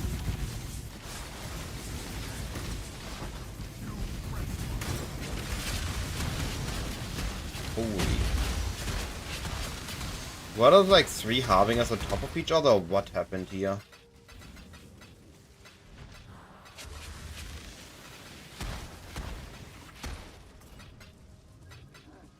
Yeah, I mean, always test your build in the end game. Always test how it feels pushing T16s, on T16s.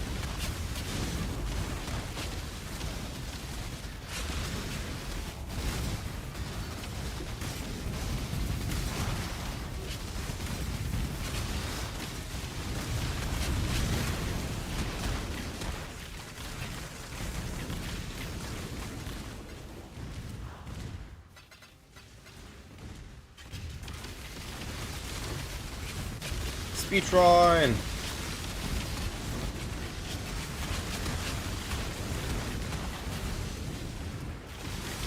Yes, it is. It's Kinetic Blast.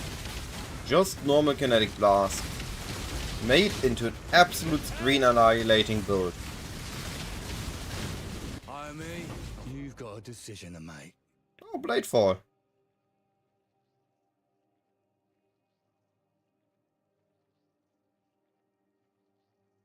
No witnesses.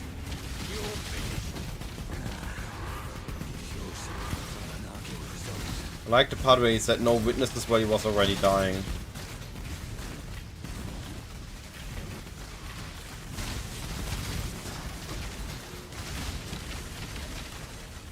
Hello Broly, how are you doing, buddy?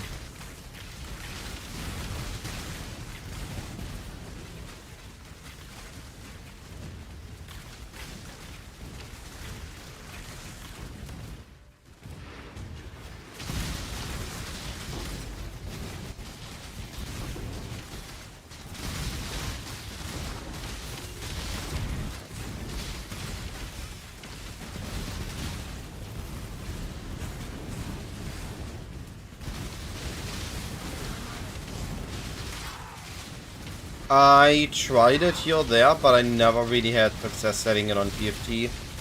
And also one big caveat that I have is that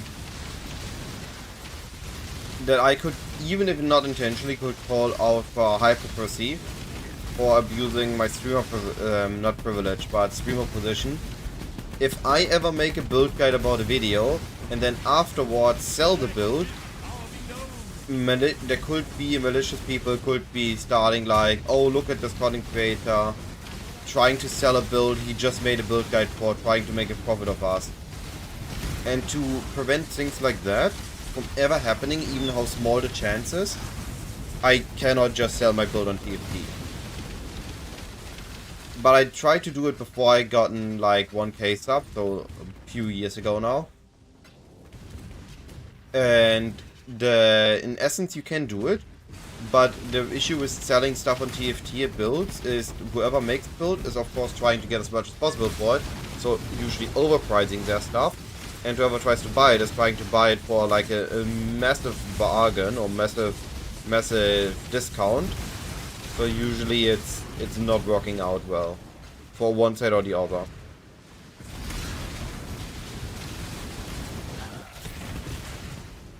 No. I will not just sell my build right now, because I want to play my build right now.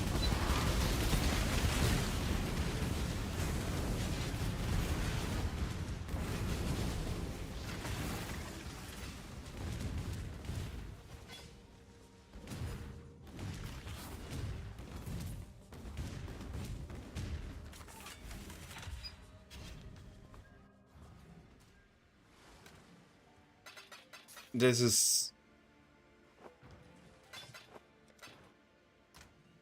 yeah. No, just... also, I don't really think anybody could do anything with my specific Uber Pinnacle bosser. Yeah. You're also almost always better off buying your own gear. Especially if you know a little bit of crafting, if you can craft a little bit for yourself, you're usually off better. Yeah, I made my my Pinnacle version for 30 div. The Kinetic Blast I made for about 15 div. So both is a-okay to just make with 30 div. So I wouldn't recommend the Pinnacle Bossa version if you're on the Icicle Miner. Just make a normal one with the boots, or make a Reap Exang Miner. Yeah. The Icicle Miner build, it's I tried to say it several times during the video, during the PoE and everything. It's a very squishy build, it doesn't have good defenses. It's good at killing stuff, but you need to play around its weakness. You need to play safe, you need to play from afar.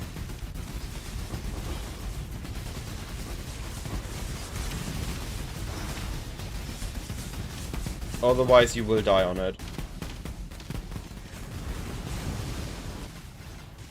Admittedly, I was expecting maybe 10 or 20 people that are also experienced on mines build and on bossing before, but I didn't expect as many, what is the correct term to not feel like I'm belittling anyone?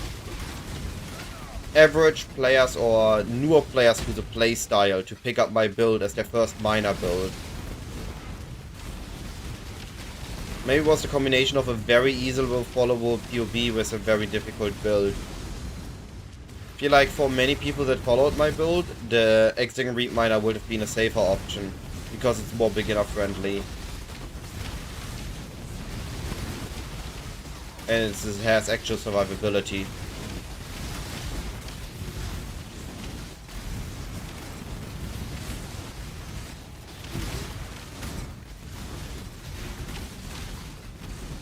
But I know this for next league, and I can make my next league recommendation better and more beginner friendly.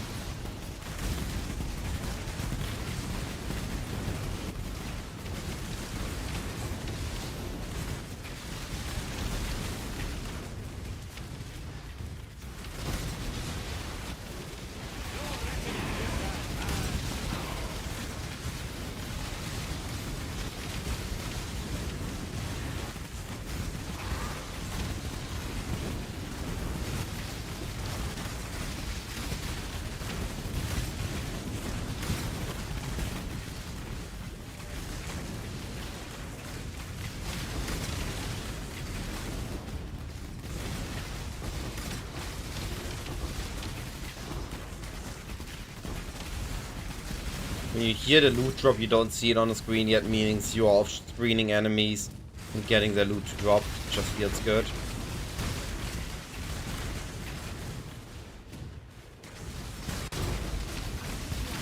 I still need one more fracturing shard stack to drop, so I can get another fracturing orb to sell.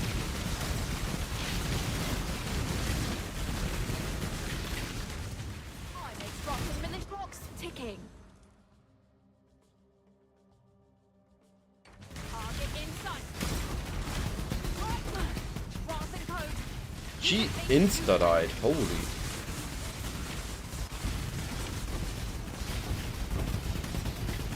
Oh, map's already completed. I never noticed the bosses dying. I'm just zooming through and they get hit by the shotgunning projectiles and perish.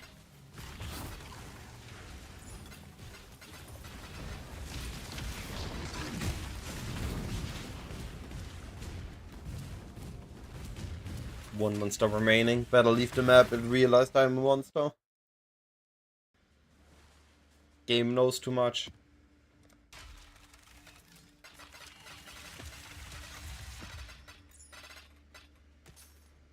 What do T17s out? And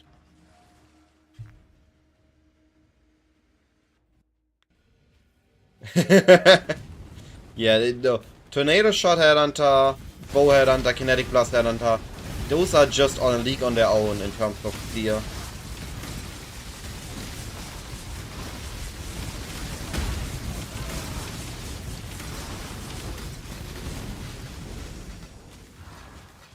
I have a cool strat in mind to go next. It's gonna need a little bit of setup, but I think it's gonna be good.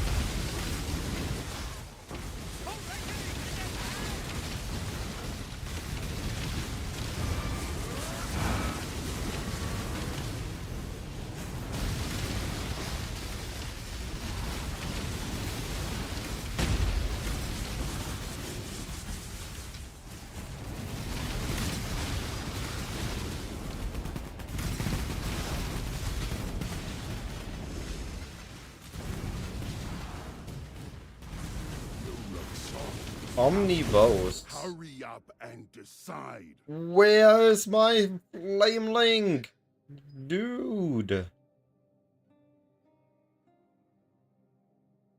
Or do they just don't have flame link and I learned the flame link merc wrong? I'm gonna look into this now. I thought the flame link merc exists.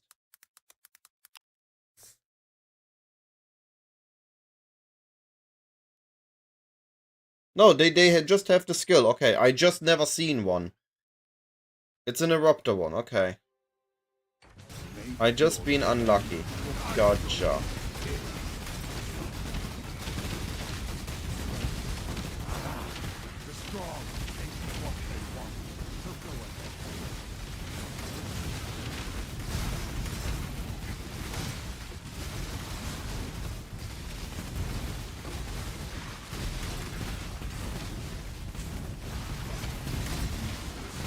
Helix is running a very interesting Tornado Shot variant using the Abyss armor. And he's doing T17s just fine.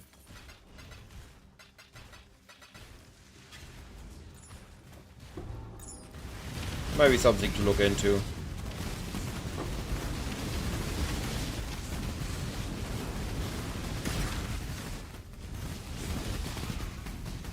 Yeah, for sure. Hey, there are the fraction shots I was waiting for. From an obelisk. Those drop from an obelisk. Helix. I shouldn't. What the heck? My game is not okay.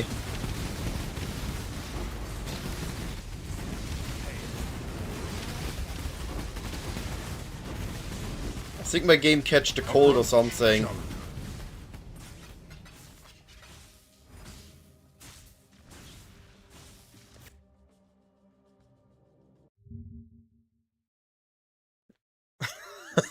Preparing to lift off.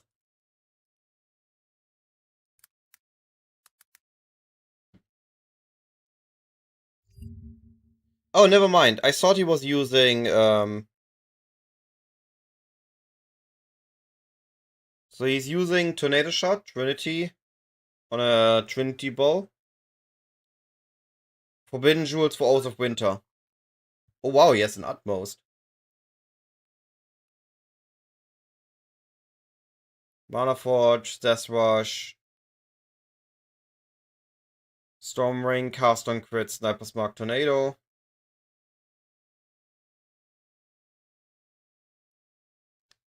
That's a cool bow build.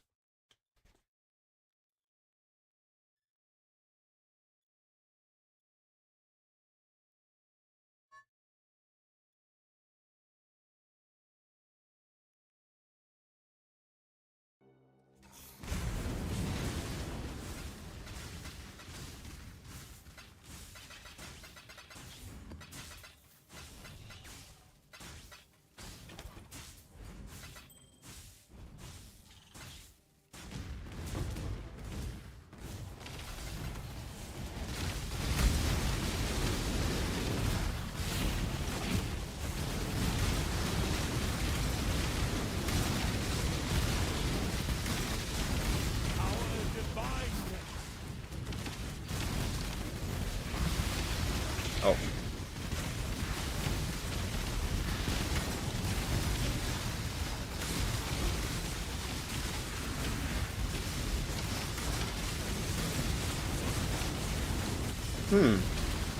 Yeah, maybe.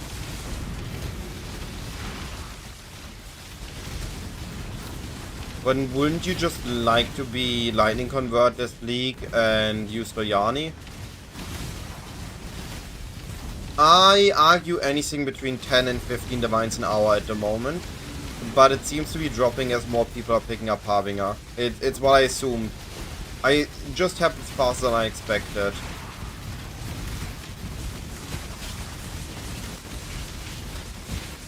As Harbinger gets more popular, the profit margins weaken.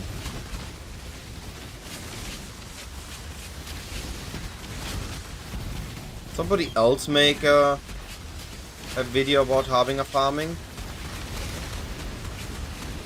I haven't seen any yet.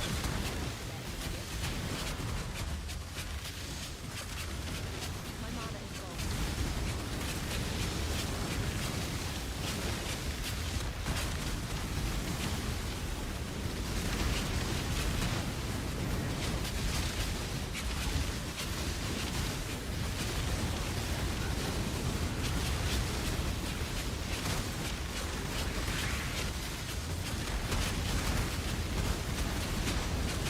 Yeah, it's normally you don't start this early with currency farms. I mean, even I stopped going for the, oh look, this is a 15 divine an hour spread in my video title. But I don't think it's a good practice anymore. I want to a little bit at least move away from it. And rather just show good and fun strategies. Even if they aren't fully min-maxed, because otherwise we always compare them to the best strat.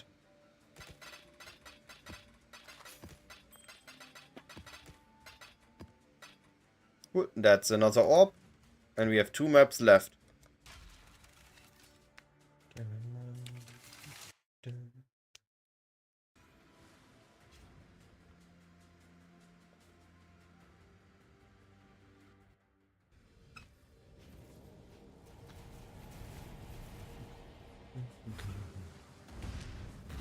I think that if you use the obelisk or not, it doesn't really matter. It's gonna be very similar. I think it really comes down to preference and how the Regency Scarab is gonna behave in price. What you should do. And it's very, very close. That right now, personal opinion matters the most for obelisk, and I like it. I've seen a lot of fracturing shards drop from obelisks. My argument is let's assume each Harbinger has a chance for a fracturing shard. And with the obelisks, you have more enemies you kill. That means more time you have roll for the chance for a fracturing shot. I'm afraid. Good riddance. I can appreciate death's too high for a monster.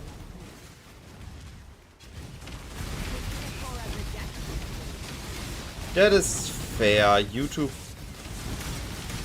I mean, with the currency exchange, it kind of switched. It's not as bad anymore. To be here. Slaves, not warriors.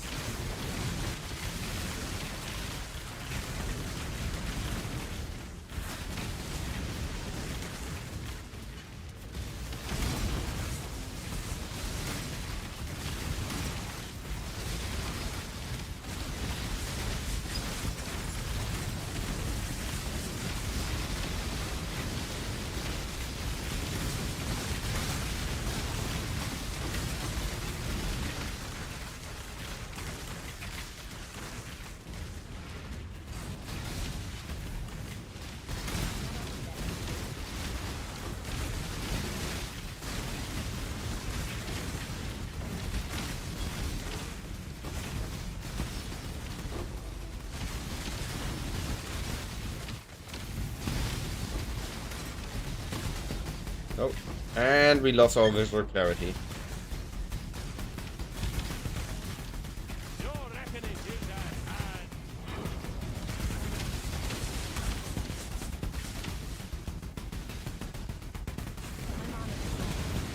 That is fair. That's a very good point, MD.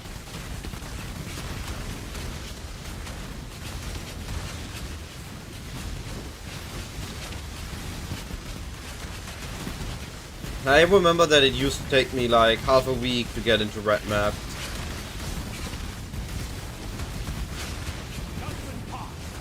I think you're on one more map, Betsy. You only get one first impression. Oh, infamous Zengomancer. What we get on here?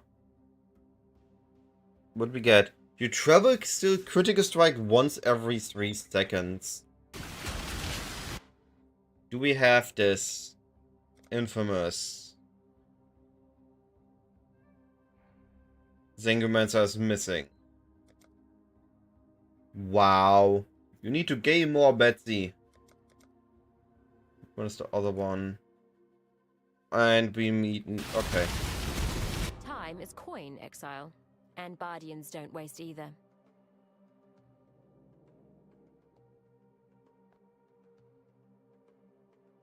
Alright, I'm grabbing the boots. Let's not drag this out.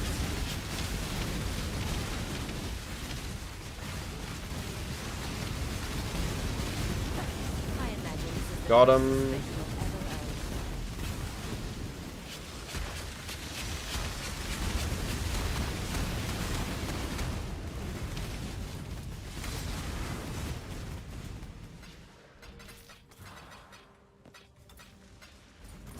What would you say is the average time for... or the average player's time to get into red maps nowadays?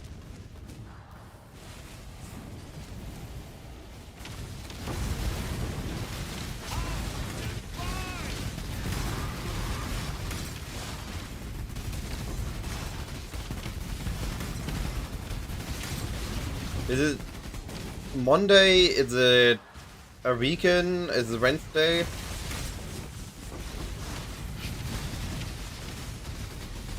And I mean, and I'm talking about the average time based on people that do get to map, that want to get to red map, not people that never finish the campaign.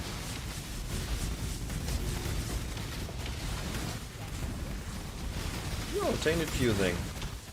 My third one already.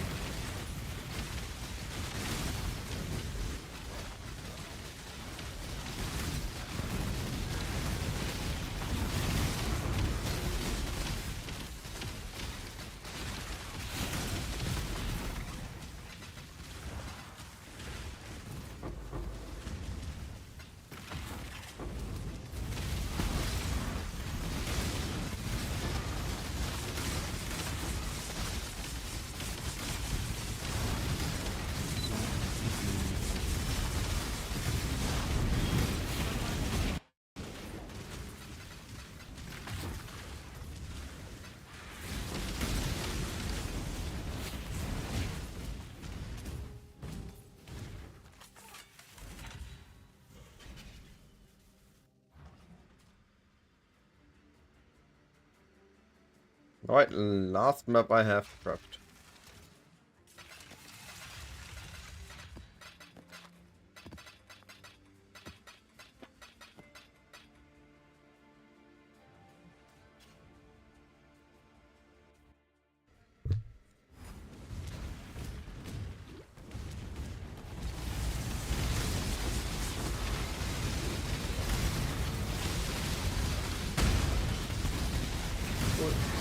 Now 37, 16 and a half.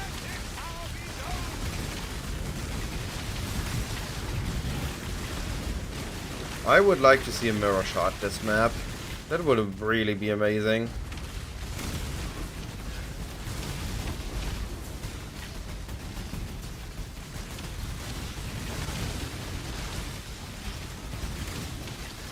Oh dang, that's a lot of free time.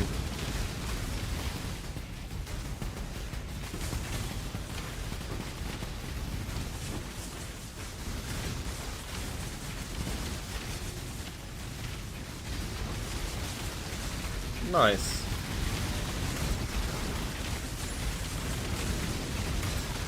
That's always good to have. Budgeting and planning your expenses.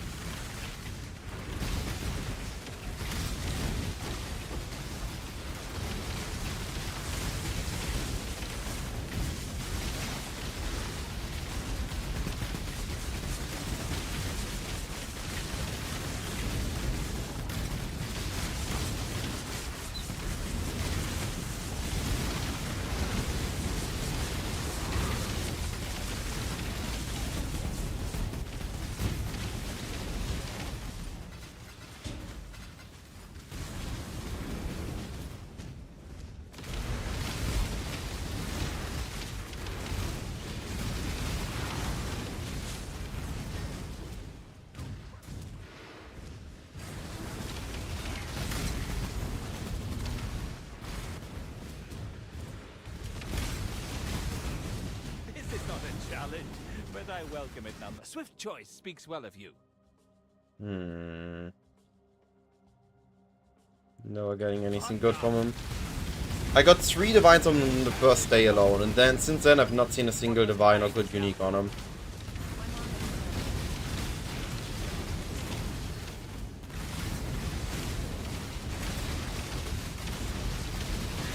Not a single one.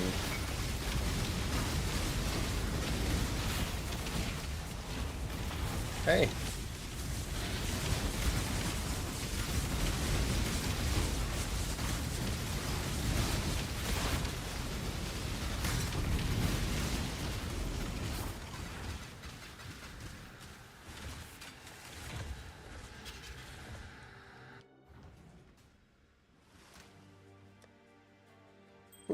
Bought for 40, sold for 70. I like that.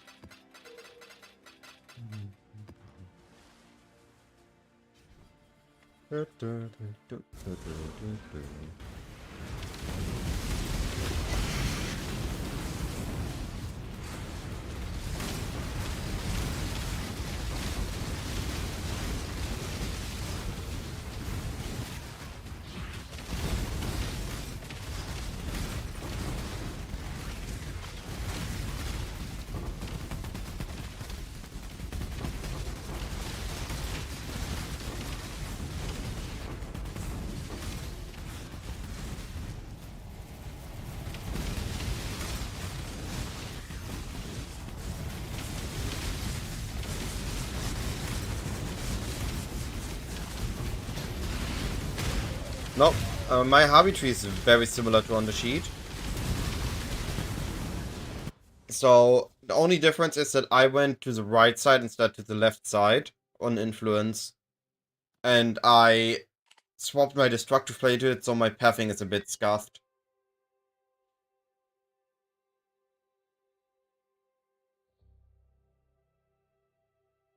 But in the end, the one I needed the points. Ichor. I don't have any Ichor on me. Ichor is right now, at least last I checked, slightly more expensive than Embers.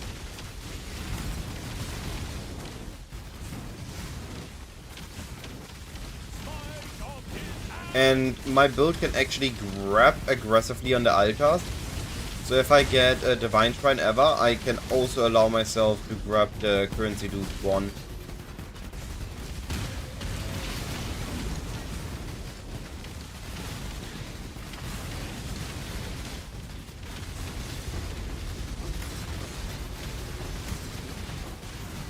I checked the tree for Harbinger farming just this morning, and I think the tree looks still fine. I would still recommend it like that to most people.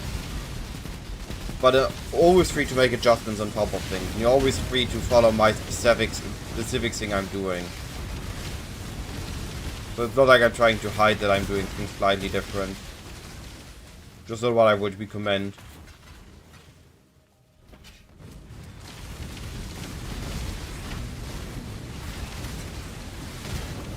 Where the map boss is at? Oh, here they are. Bye bye. And bye bye.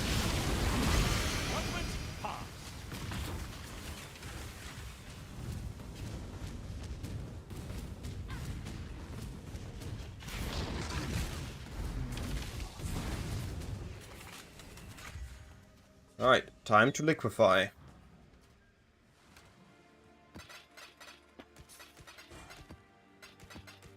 We got a lot of alterations, and those are going up at the moment. Already at 1 to 5.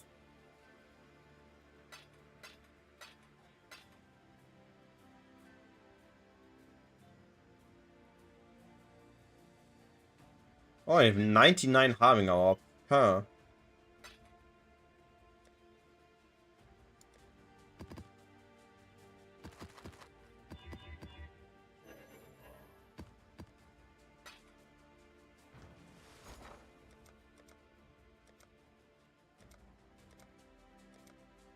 So the wine is 155. Ooh, they went down? That feels. Yeah, they had a small dip. Okay. Well, I'm not willing to let them go for less than 4. So I'm gonna list it for 4.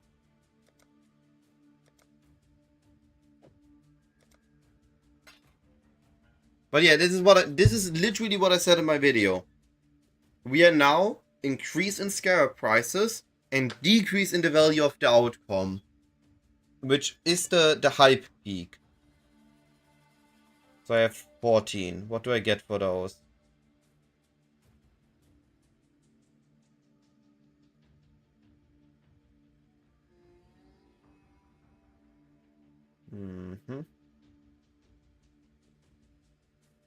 I can go for 16 each.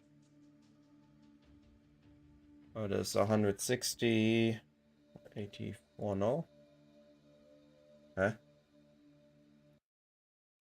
Why is my brain not mathing?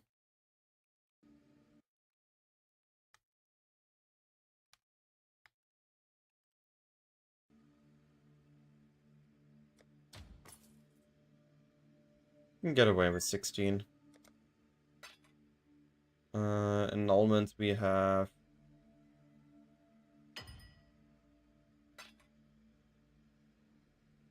$116.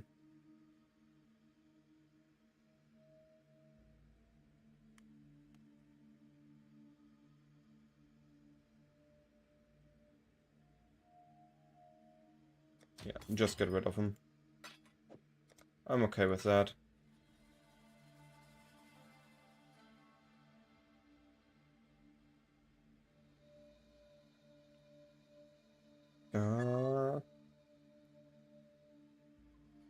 What did you find out, MD?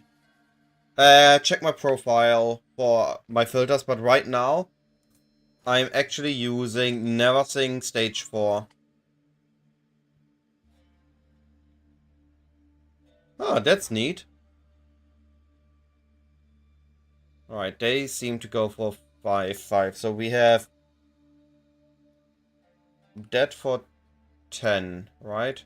No, 400. Okay.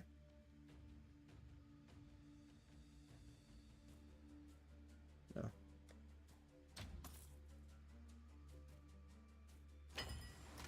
Oh wow. That went quick. Yeah, that felt good. Yo, so much chaos! We made giga profit.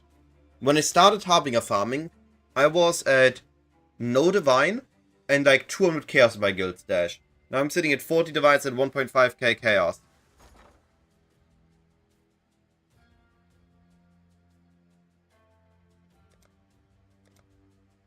Alright. Let's convert a 1k chaos into divines.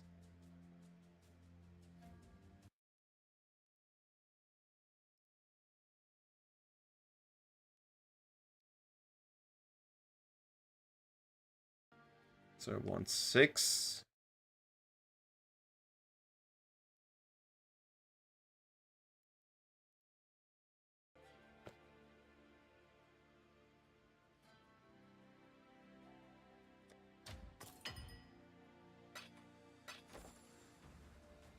Cool.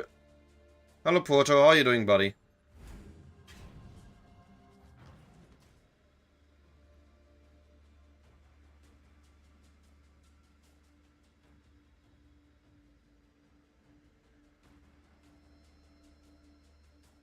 I don't know yet enough yet about T16.5 drop rates and stuff. 2k go to craft. Nice. You're getting there, buddy. Alright. I'll be right back. I need like 5 minutes. I'll be back in a moment.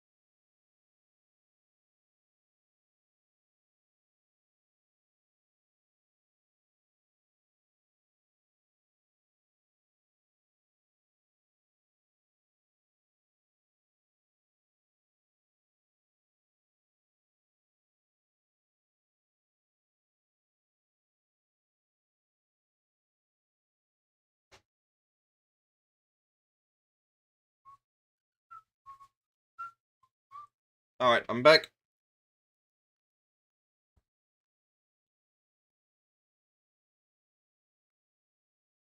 Most T17 strats are you will just run either on Fortress or on Sanctuary.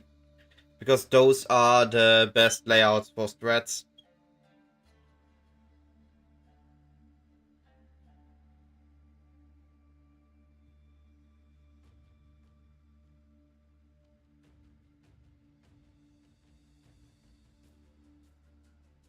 Wait, I saw this T16.5 drop from monsters and from the tiers. What's on your mind?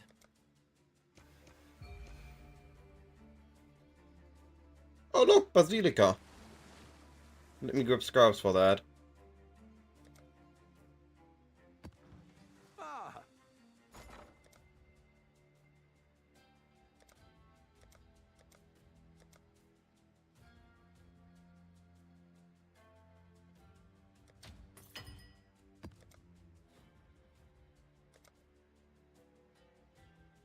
The Regency went up. Not happy about that.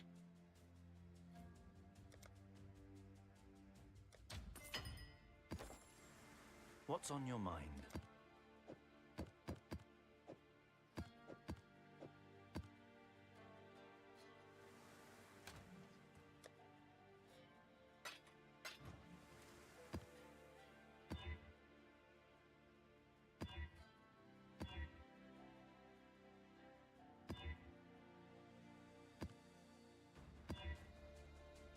Ooh.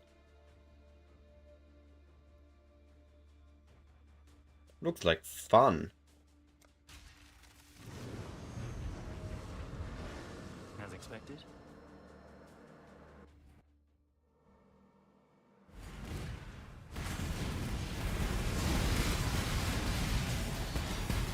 Oh. Puzzle box.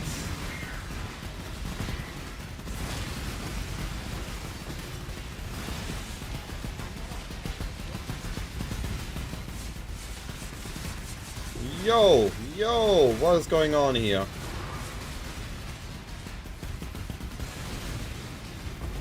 Almost died twice. Yo, those methods.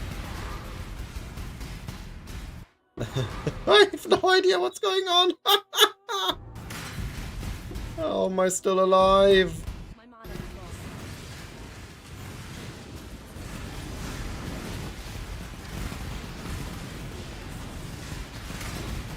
You think? Oh, this is hilarious.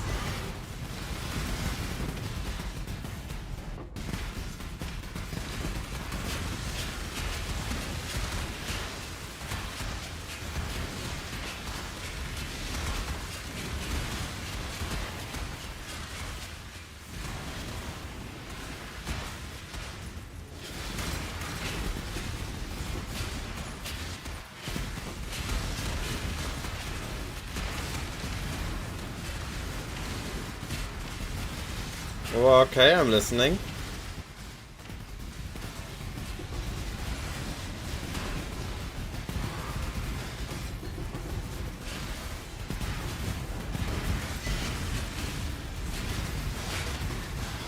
Hey, I could... What is this? What happened there? I couldn't use my life blast.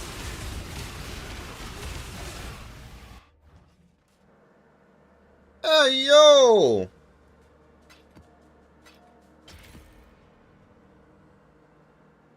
Wow. Actually, I already looked into Tornado Shot of Cloudbird Mines. And it sadly doesn't work with Locust Mine, otherwise it would have been pretty cool.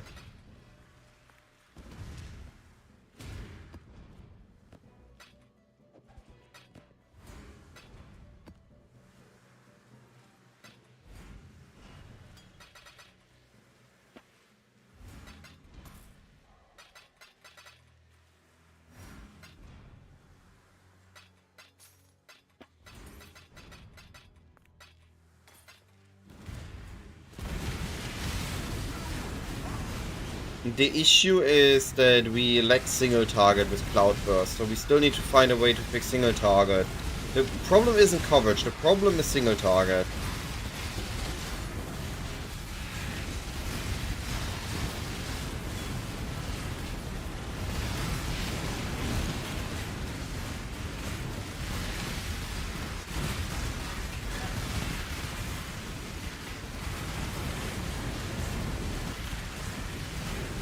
Oh, the Exarch runes are getting me. Which, obviously, I can't see with this build. Because I decided I don't need visual clarity. Yikes! This is not good. There goes my XP. I'm losing it all.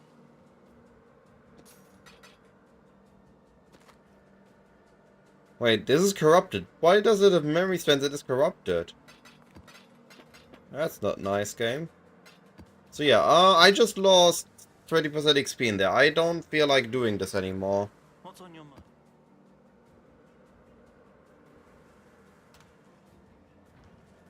Aww. I now need to do this. I need to kill the boss on this map. Man, I screwed up big time. There goes my XP.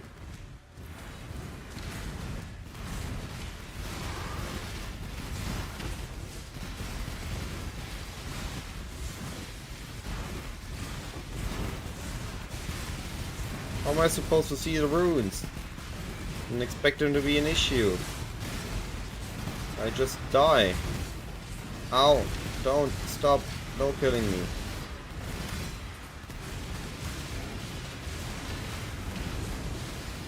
Hey!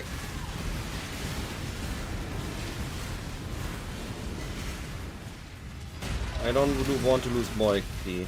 I already lost enough.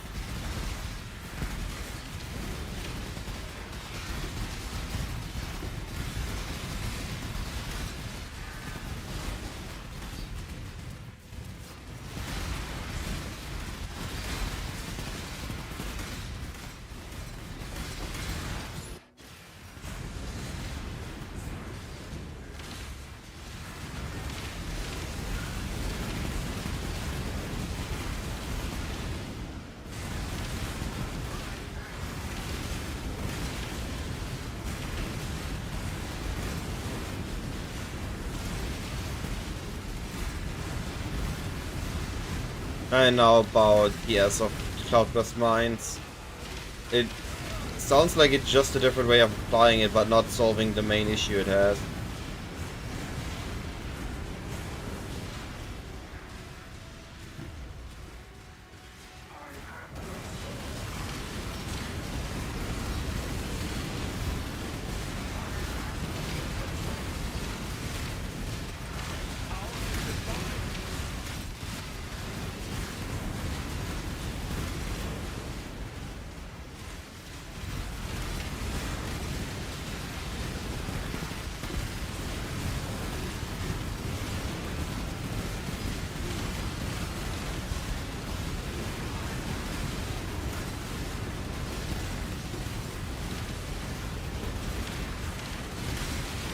Okay, go ahead and ask.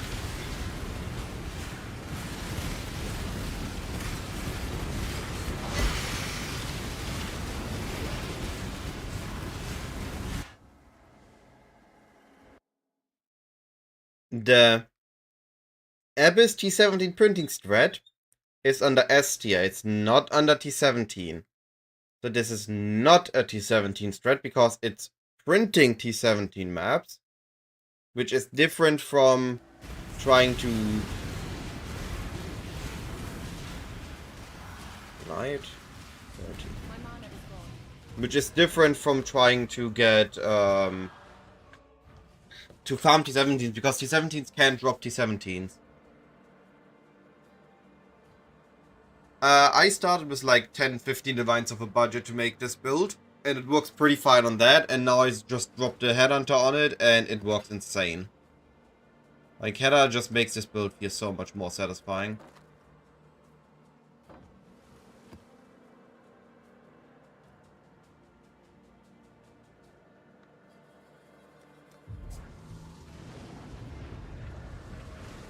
The thread Exactly, Dominic, yes. No worries.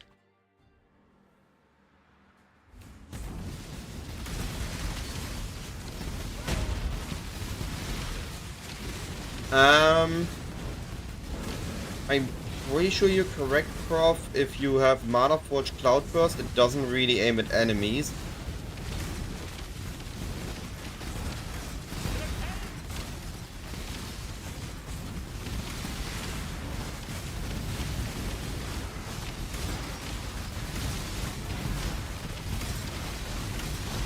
And losing those 20% XP hurt. Hurry up and decide. Wow. Just straight up Vuln on hit?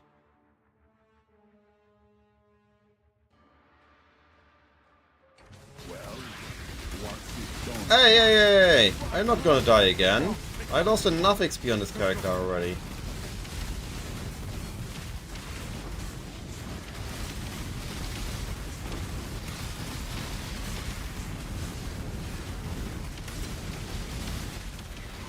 I will level as a Deadeye, and once you have level 4 ready, then swap to the 1. I think 1 is only good once you have everything. Before that you want a Deadeye nodes. I mean, if you want to, sure. If you enjoy a Wander, sure. This right now is a very low budget version. I have not determined which direction I want to go for a high budget variant. I'm thinking between a more invested version of this, a Fizz version, or actually an Instacker version, and I still haven't decided which one is best.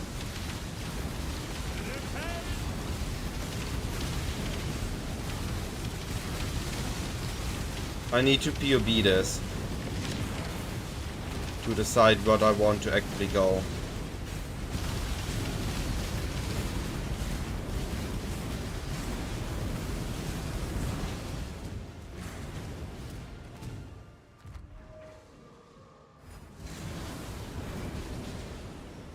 I'm also leaning towards Instacker, but I need to check, because I want a build that actually has some survivability and isn't just a ZHP map blast. If I want to do that, I have my miner. It is ready. Yeah. This version right now I don't think would be able to beat T17s, but I'm pretty sure I can make a version with work that can do eventually.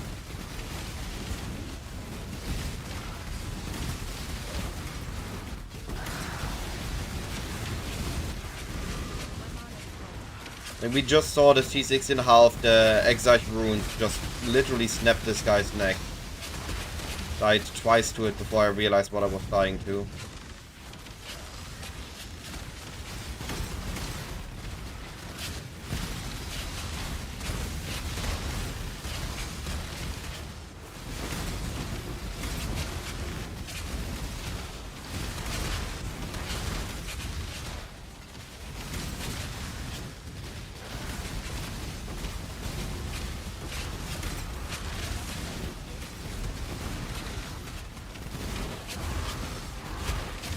How much is that making, Proto?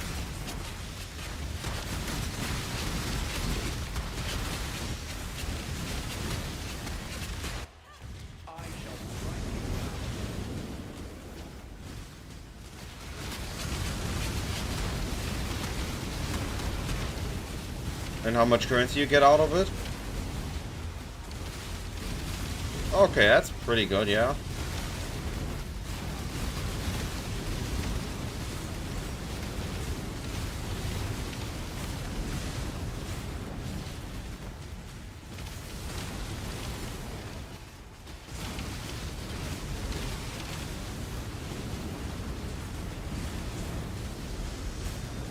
What scabs are you using on that? Because I don't have that on my spreadsheet. I might need to look into that.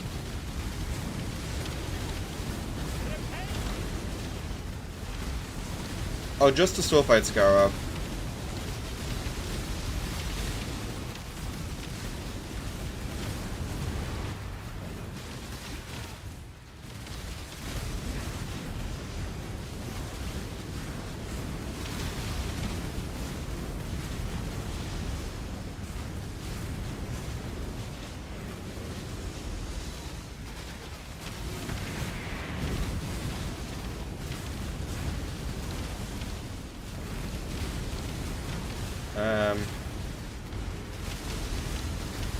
gonna die here.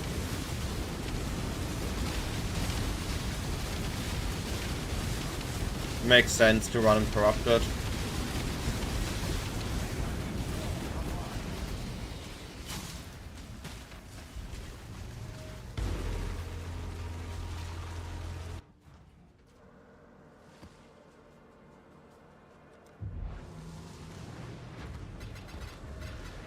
As expected.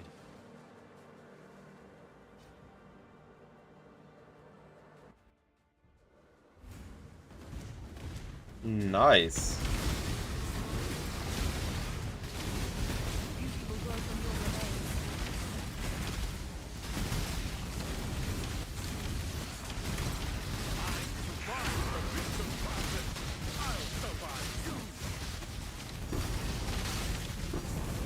That's a...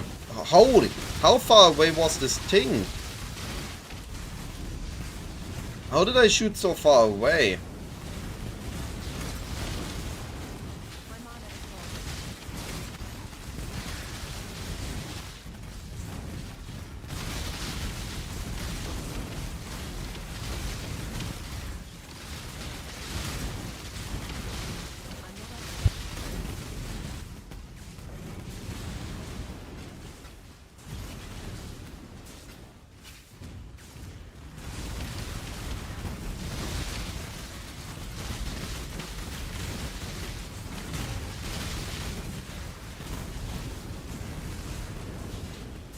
Choose quickly.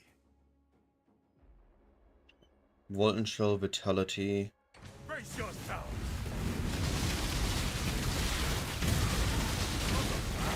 There. It's yours.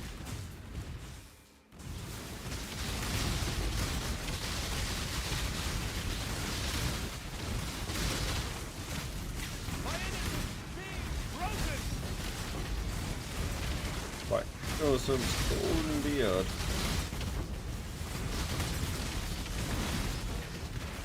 Oh, wow. Good luck then. Hope you get it.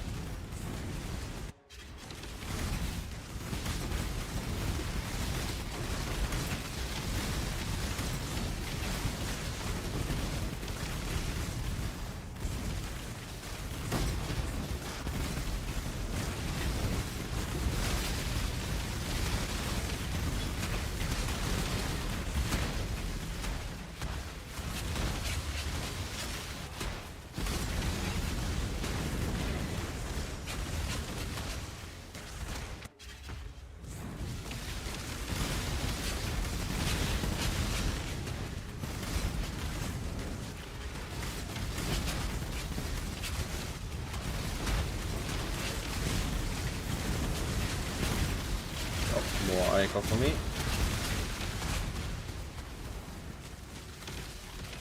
Light drop? No.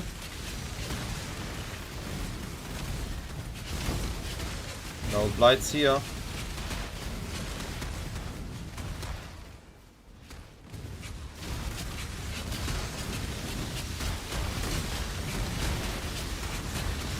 Oh, cool.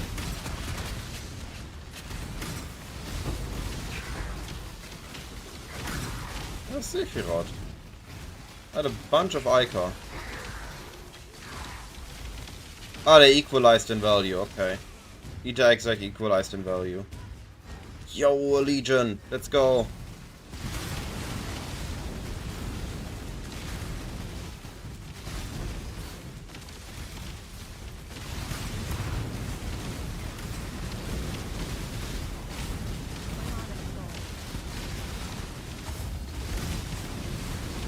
Non-typical strats. I don't know about that. I mean, I did bossing this league. That's not typical cycling stuff. I didn't used to do that in quite a while now.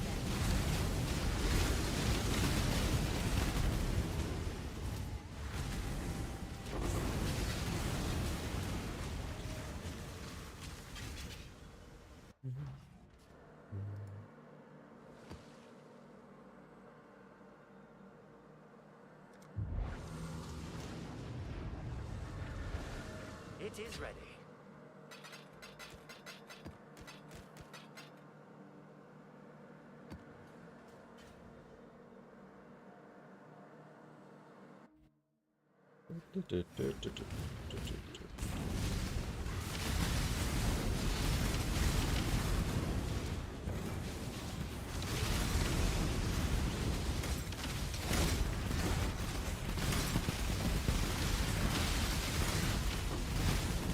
Speed shrine.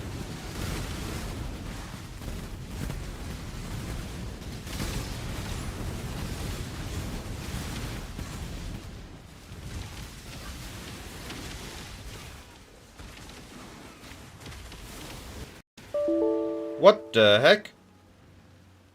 Hey! What's going on? Huh? All my screens are black. All my screens went black. What the heck? I crashed my PoE. Cancel, don't crash. Aww. My entire screens went black and my PoE crashed.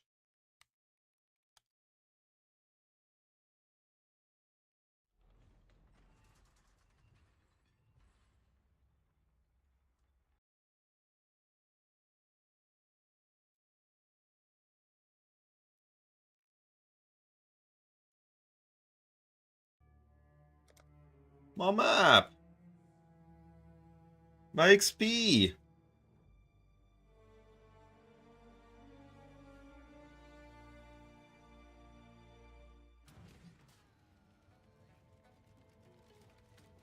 Okay, I don't think I lost XP. No, don't die, Proto. That's unhealthy.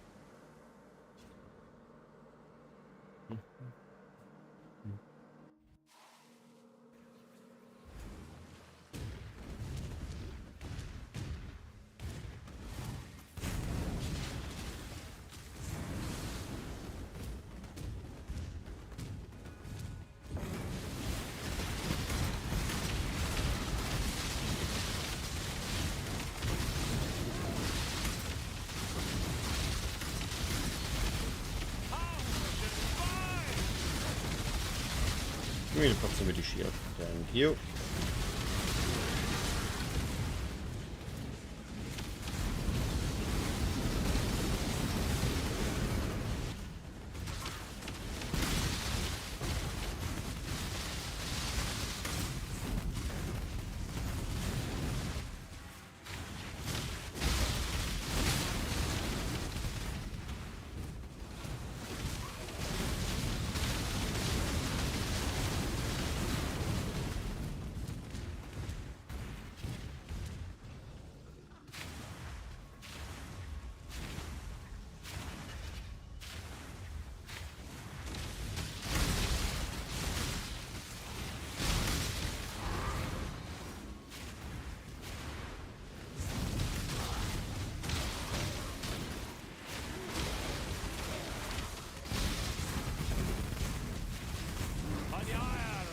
This choice carries weight. Prove your worth. Ah, the code is clear. It is worth it.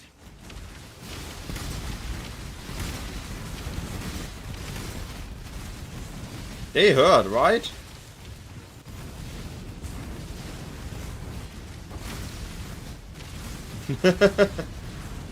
I fully get what you mean. Without that Anta, I died way too many times to Harp.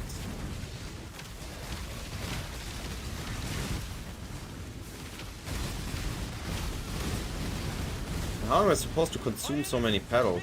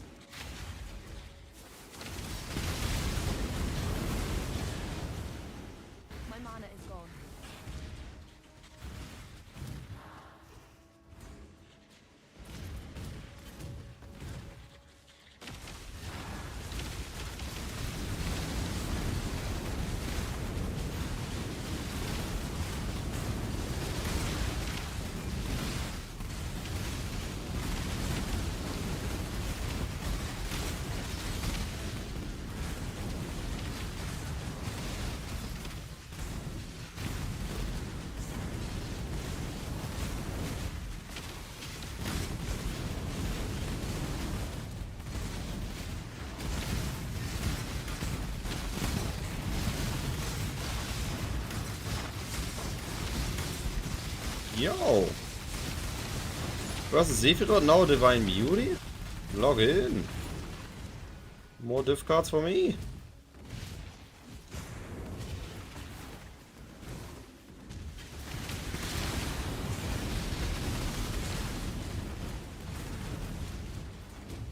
Where the heck is the boss though?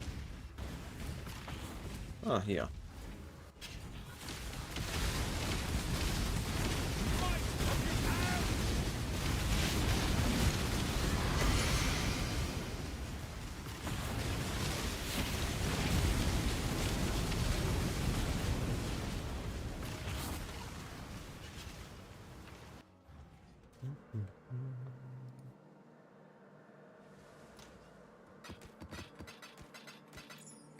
Did that count for the altar thingy?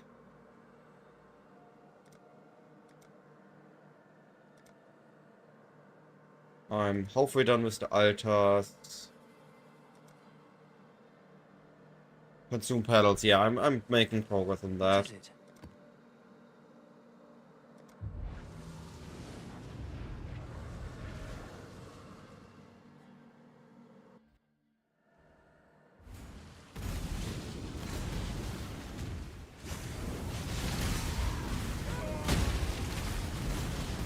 Oh, it's a Cyrus fight. That's gonna be fun. Cyrus without screen clarity. Yo, what is going on? It's all white maps.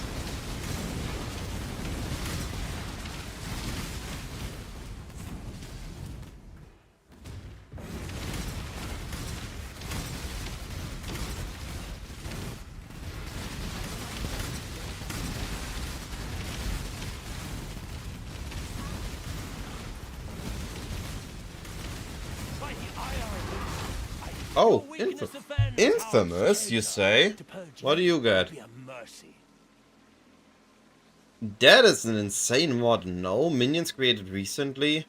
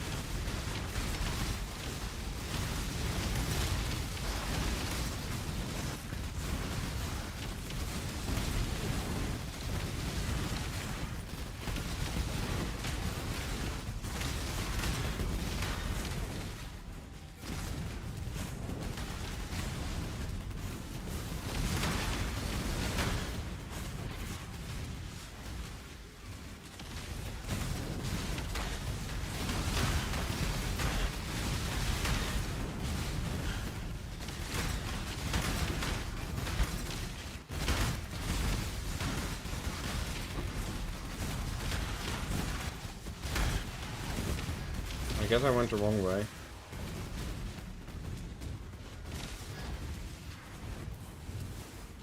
Okay. Hi, Cyrus. Only out of ignorance. Be silent.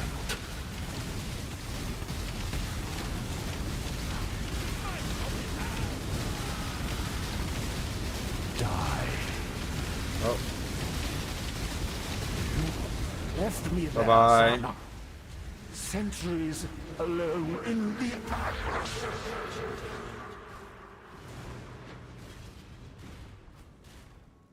Do I get anything?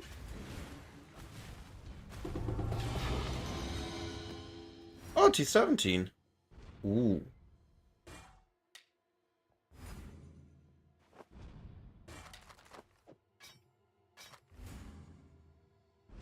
Nah. This might be good as a... Nah, not a good base.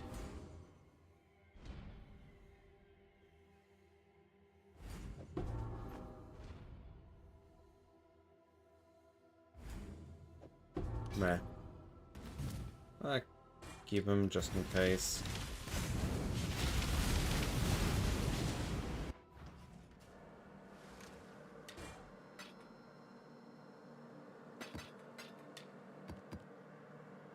Alright. I'm keeping this for later, I guess.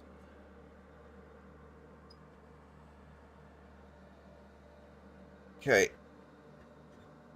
So, we got a bit of currency. Let's see if I can decide on a character.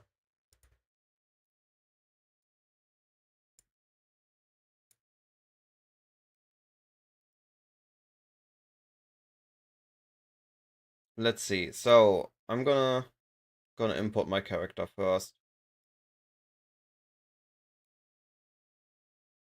Wait. Don't I have... Thought I had it saved. Apparently I didn't. Okay.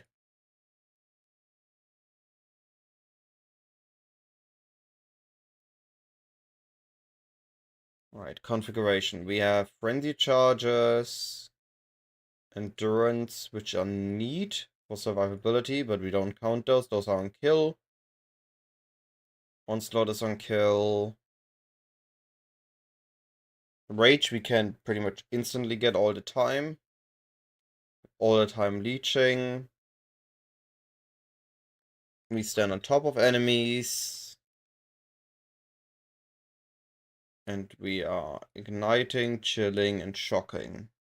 Don't intimidate. Don't consider those. We consider sandstones, and we do have Trinity. Alright.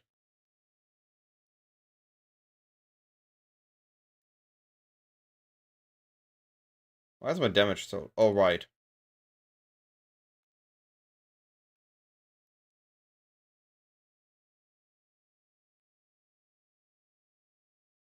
Something doesn't feel right. We should have more DPS last time I checked.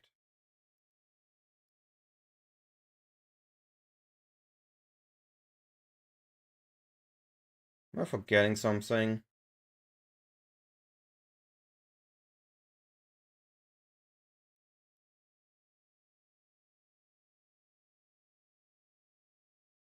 Right, I know what I'm forgetting. Yeah, look at this. Look at how broken tinctures are. I mean, without tinctures, I would do 600k DPS on my projectile. The moment I had tinctures, I jump up to almost 5 million. Look how massive this is.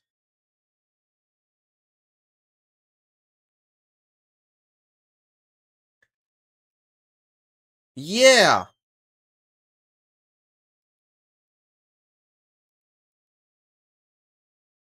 That's why Warden. This is why we play Warden. Last league I wasn't a believer in tinctures. This league I are. Yeah, but they aren't really. If you make a proper POB, a proper build. So the tinctures have a downtime of 6 seconds when I reach 0 mana. They automatically deactivate and they have a cooldown. Actually 8 seconds, I apologize. They have 8 seconds cooldown when deactivated. If I take the Enduring Sufficient and I play properly, I have 2 seconds downtime on my tinctures at most.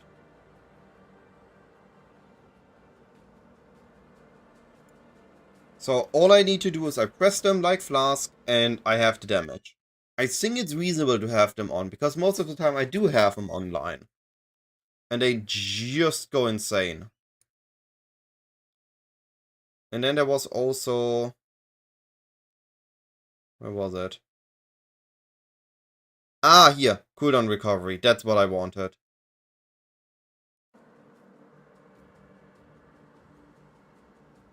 Yeah. I mean, fair enough.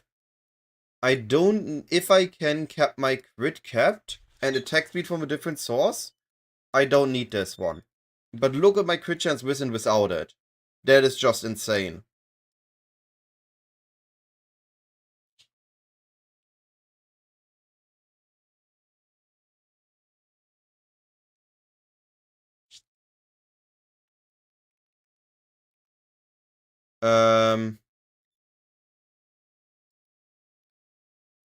What is the wording?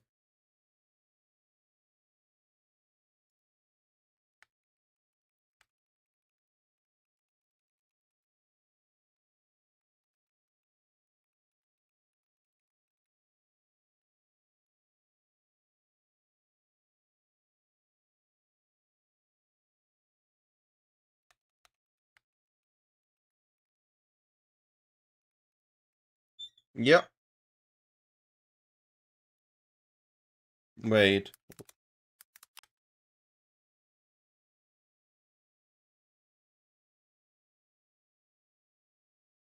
But why around Zap, MD? Oh, Zap of the season.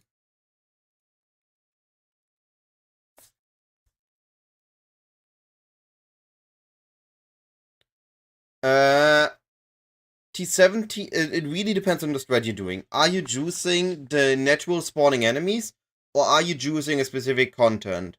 Specific content can be done in 16.5s.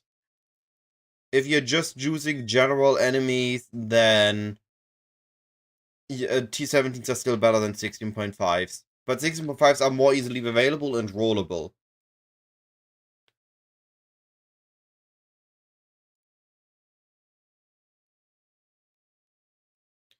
I feel like this reads good, but also really annoying to set up and keep up. Like, that is when you need to play around this, what was it? Get life burn instead of mana burn and all these. I feel like eventually I want to drop off Tinctures and go on a Deadeye to gain Gathering Wind, Far Shot, and as munition and Ricochet. Harvest is fine on bows. If you rush Harvest, it's fine on bows. If you want to full clear Ether Altars, get the quantity, and then go Harvest, then T17s are better, because they're gonna spawn naturally more Ether packs.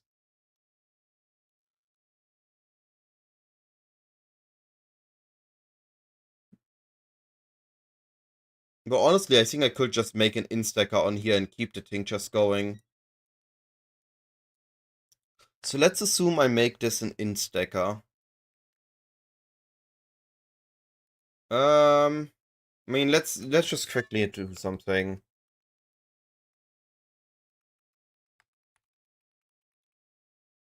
So let's assume I have intelligence.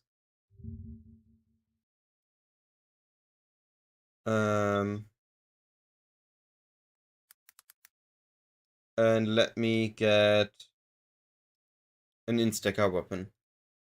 How much better is it? So if I have 1k int, which, I mean, 1k is reasonable. It's 55. What is if I go 2k int? Then it's a massive increase.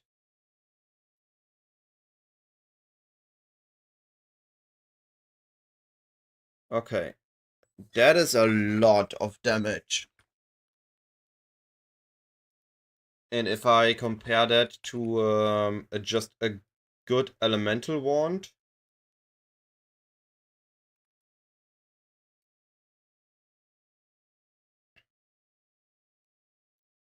Fire, lightning, spell damage. What we have is suffixes attack speed and crit chance.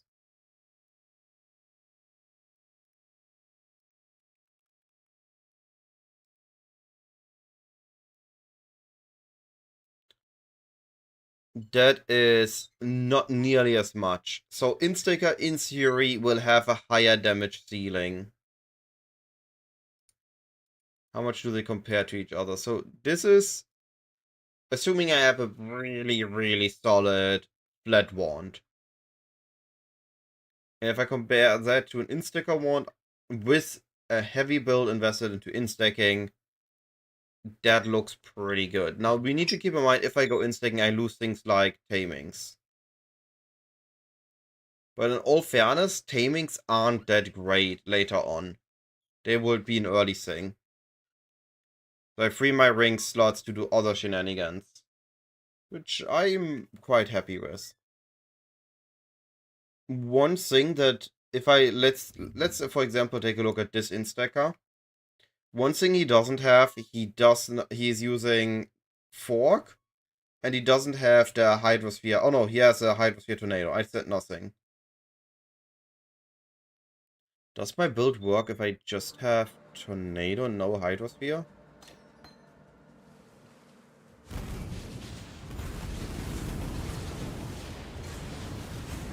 Looks like it. Interesting. What? Where did my Hydrosphere go?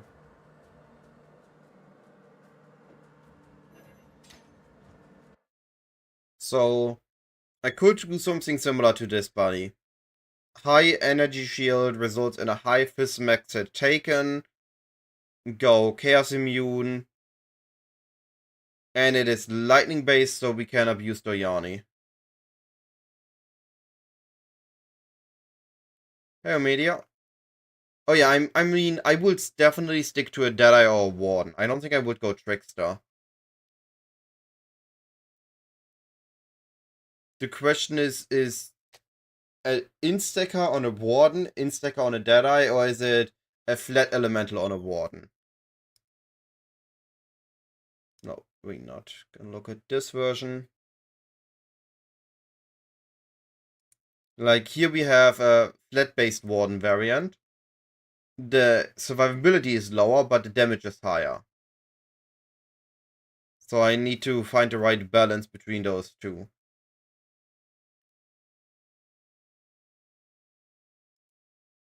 Like here, this is half the damage. Which one of those two felt better? Okay, but and what would you say about Warden Instacker? So we still have Oath of Spring and we still have Tinctures on top of instacking.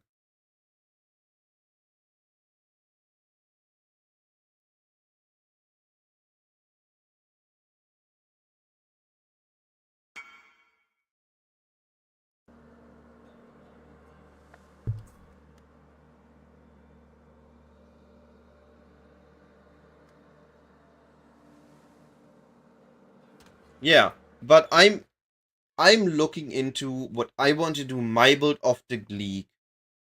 The build that I just want to throw currency at and make it really amazing.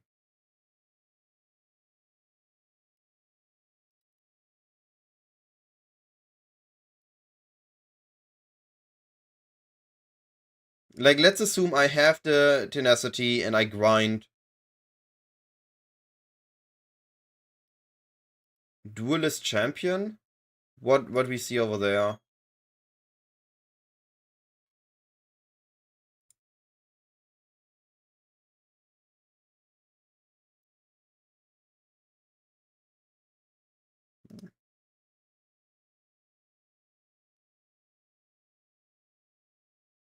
No, Omidi, you're actually incorrect on this. There is this note. 25 increased cooldown recovery rate. 25% of 8 is 2. So if you have Enduring Subversion, you're playing with the awareness that you need to stack as much mana burn as possible.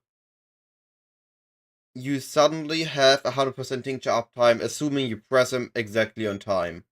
So you are responsible to keep your tinctures up, but there's barely any downtime.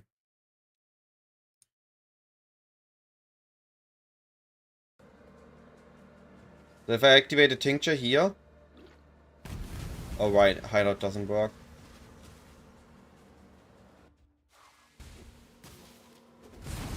So I'm activating the tincture, I'm deactivating it, and now the cooldown here is 6 seconds, not 8 seconds. So when I'm using it, I'm actually running, you can see... Oh, I need enemies to hit, that was a bad example.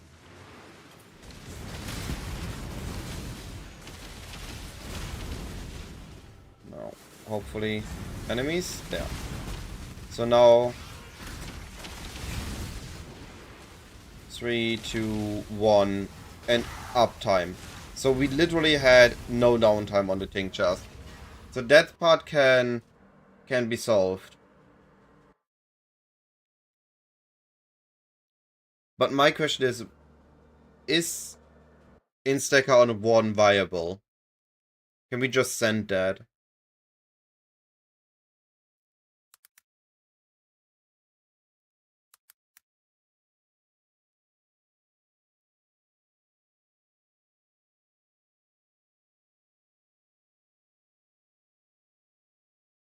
No. No instacker wardens. I find this interesting. Like, why?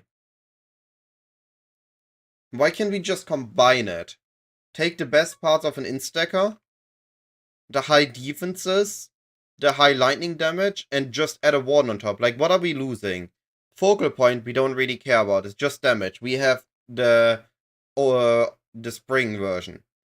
Tailwind, we have the tincture. Far shot, we have a tincture. Munition is the only thing that we get on a Deadeye and not on a Warden. But we can cover that with Forbidden Jewels. And we just sacrifice a little bit of int. Like, we don't need 1.8k. I think this might just be my build that I'm gonna go for, and I'm gonna try to throw a lot of currency at.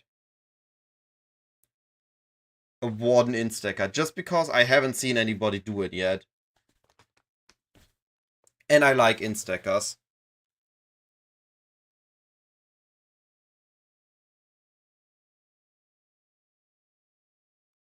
And then for the mercenary, we have our Doyani mercenary. If they don't kill it.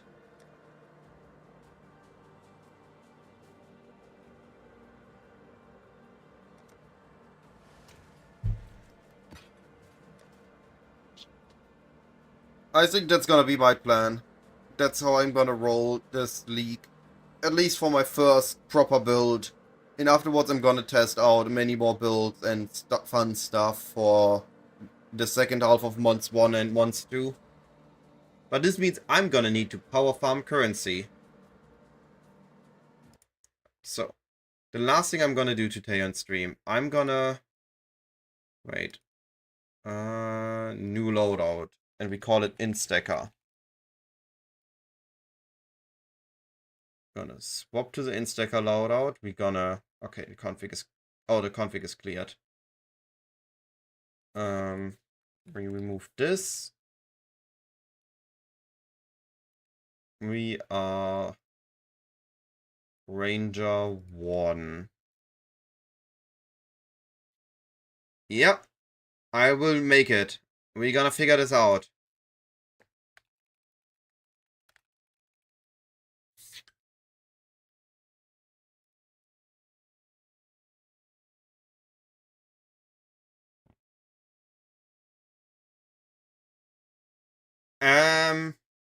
Arguably, with Doyani, you just want to be lightning based this time.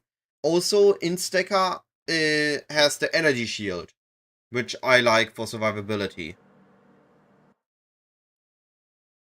We have... I am gonna grab one Storm Drinker now to leech energy, and then I'm good.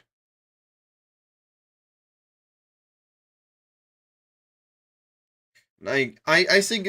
I already made a Zenith Strength Stacker. Don't want to do that again. So what do we normally do on an instacker? Let's take a look at the tree. So we want to grab this, and we want to go down here. We still want to grab that. That changes what we do with the tree, because normally instacker doesn't do this part. But we want this. And anointment, we want tranquility. Tranquility is just too strong for an anointment to not grab. We don't need inversion mastery, because we're gonna be using a Doyani. And because we're gonna be on a warden, we don't need pen on the tree. We already have so much pen later on.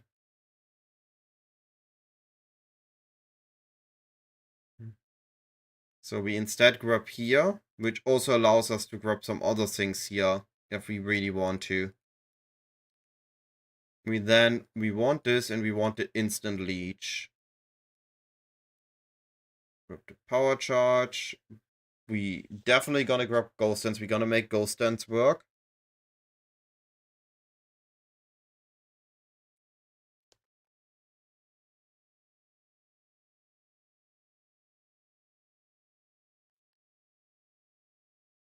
This might be okay.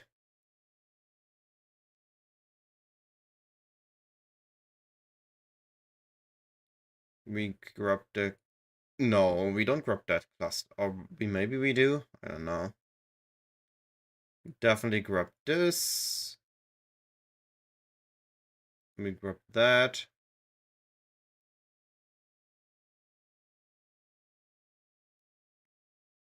That spell damage leech. Why do we grab power charges though? There's no point in grabbing power charges. We don't need power charges. Because we... Ah, discipline, okay. I mean, we don't really need this. Because we don't go power siphon. Reason we went for this usually is power siphon.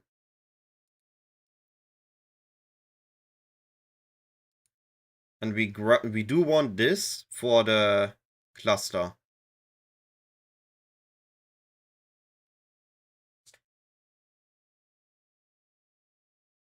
We definitely want to grab this.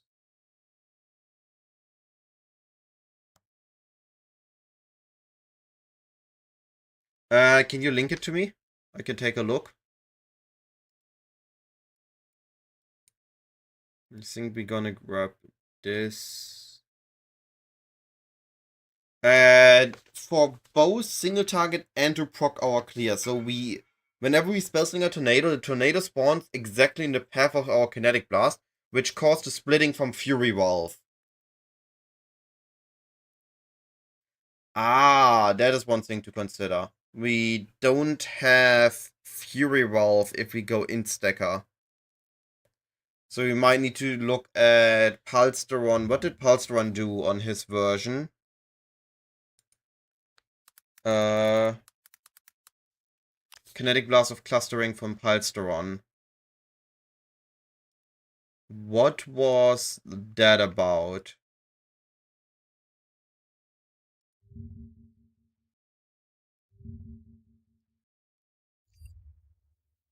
Perfect. That did not need... So, Kinetic Blast of Clustering, what is the difference? Allow base damage and effectiveness. No penalty for area.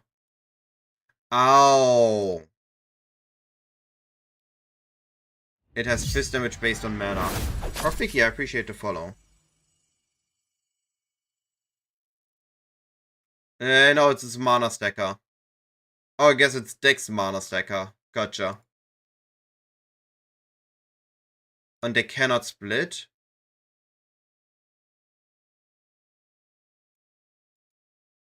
Okay, so we want normal KB. The issue is that we are locking our amulet to Fury Valve if we want this coverage thing.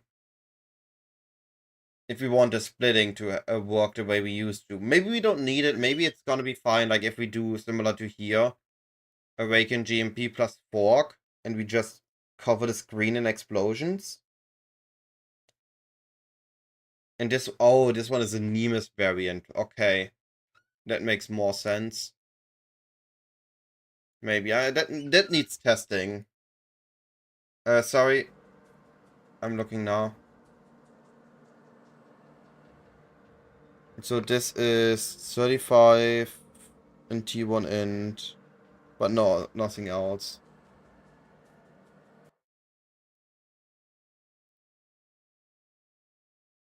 Oh, wow. No, I don't think I will need. I appreciate it, though.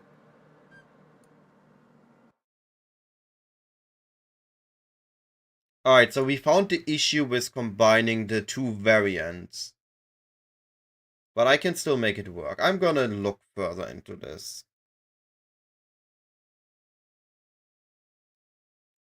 So we're gonna need... large cluster... with lightning.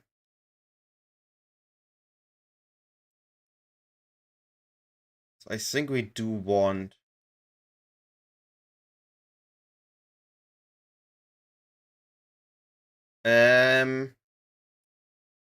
I don't think that's gonna work that way because it has this less mana multiplier. And you already gain based on your mana damage with the KB of clustering.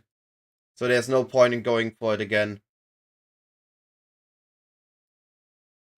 We have Stormdrinker, Snowstorm, Widespread as one cluster. And then we have 112 passive, Ink Effect, Energy Shield, Intelligence, and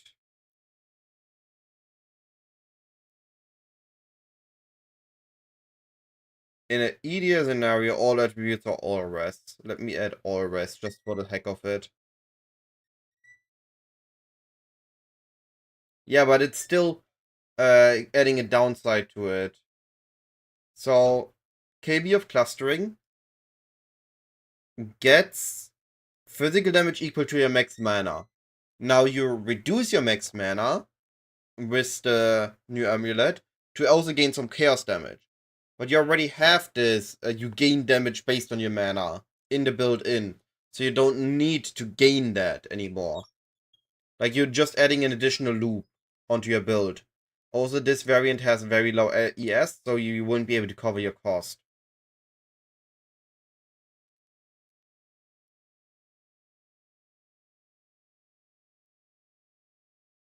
And then we have this. And then we have a split personality with what we want.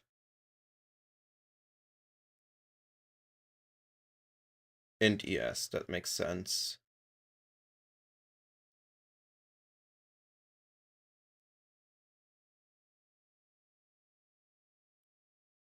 Alright.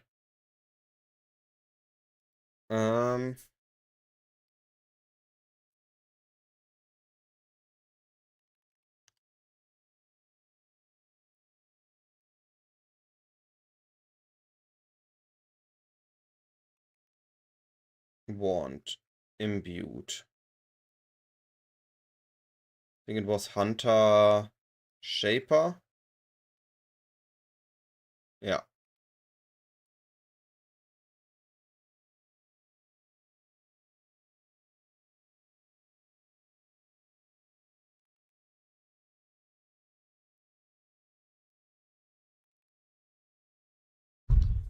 Alright.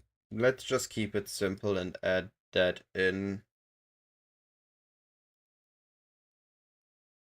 Just gonna get the basics in. Let me grab this.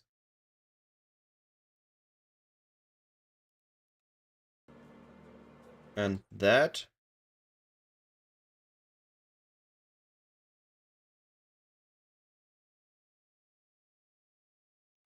And that.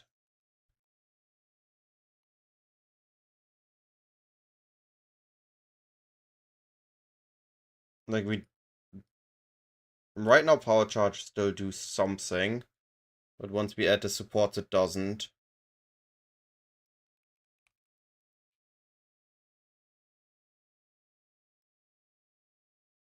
Right, on this version we don't really need Awaken at Lightning, no? Yeah. We already have all the flat damage now.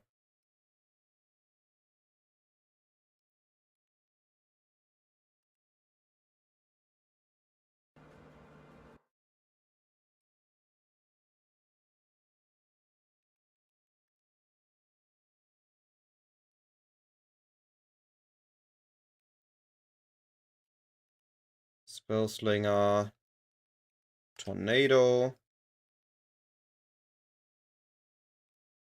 What else we care about? What's important?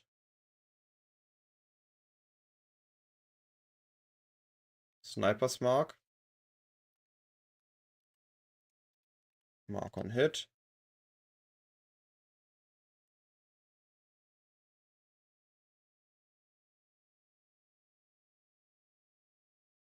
Alright, that's the most important essentials. In this version, oh right. This version likely needs some crit chance still. Only level 80.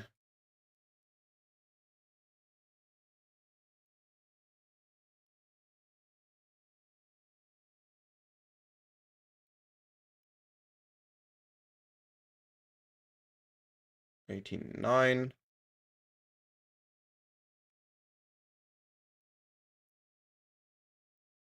So because we don't really need the power, I mean we can just grab it then. Might as well.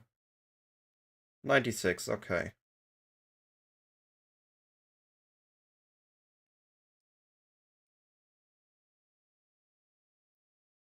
Mm-hmm. Yeah, I mean, so far looks like a solid start. At that point, we just need the gear to fix. Get more int in. Like, the moment we have...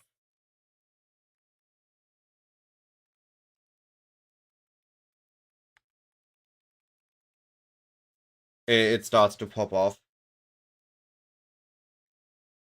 And this is still not even adding our mercenary in with lucky damage and with minus 60 lightning damage.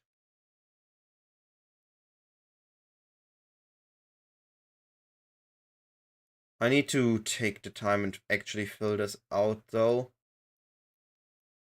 What do we have here on our passive tree that we really want? The Lethal Pride is neat with double damage and covers the strength requirement, but we have a lot of nodes in range here that we normally don't have. So for example, we want this. Let's drop these out again for a moment. We want this. Don't need the live nodes. We have that package. Don't likely need Ghost Reef.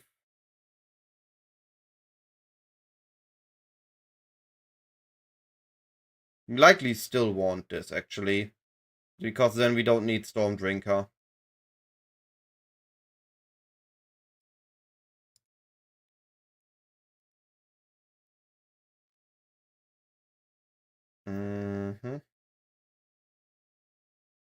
Likely want one with all attributes, so we can use the conversion here.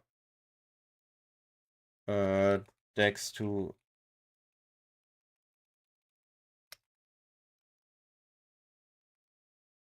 What was it called?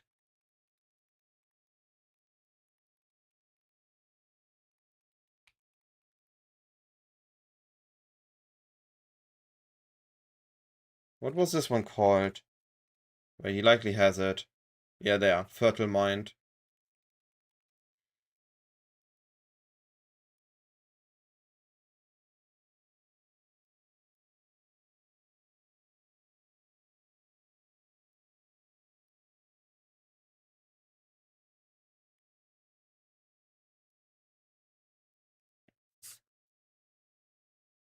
So then we just need to fix our our dexterity again, though. Might not be a good point.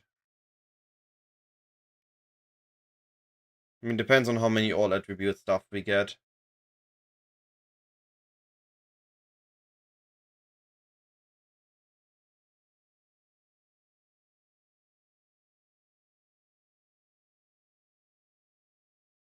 He has 2 with Chaos West. Why are you grabbing Chaos West if he's going CI? That doesn't make sense.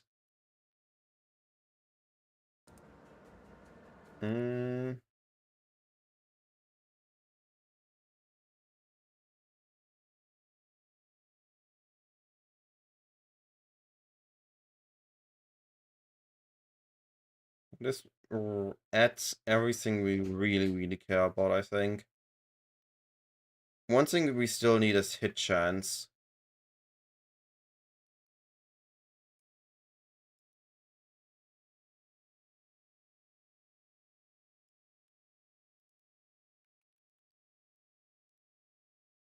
Alright, that's better.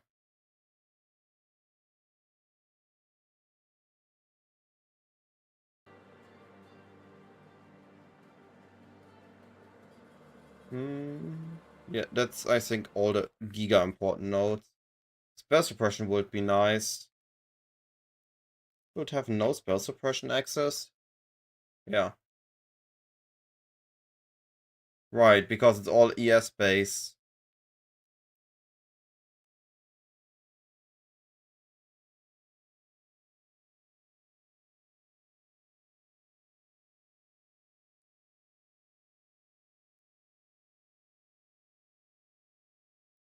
Right, so this would be more or less our tree.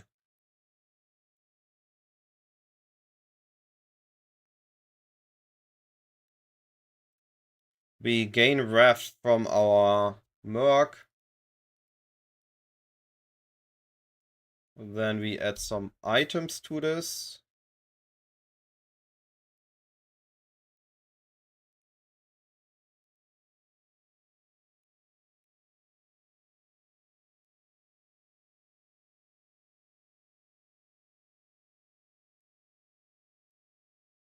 So now we are already looking at 6 KES.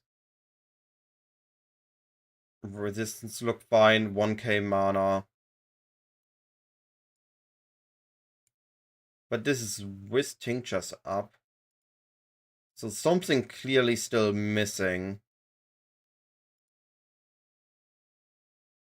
Compared to the default loadout.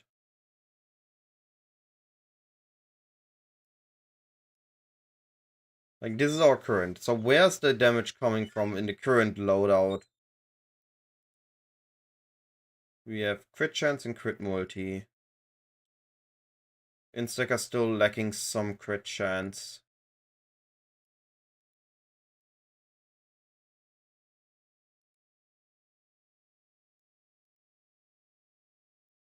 How's configuration comparing? Alright, rage.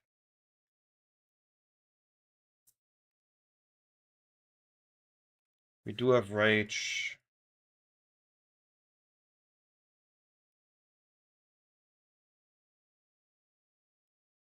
Power charges would help a bit actually here.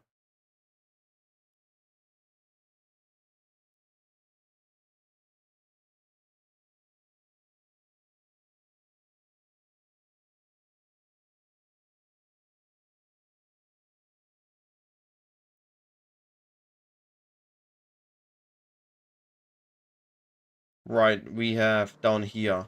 That is our rest of our crit chance. That we don't have no otherwise.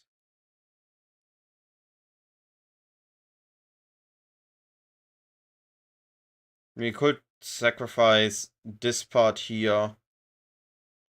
Instead grab down here, but I don't think that's viable. We need to balance that out.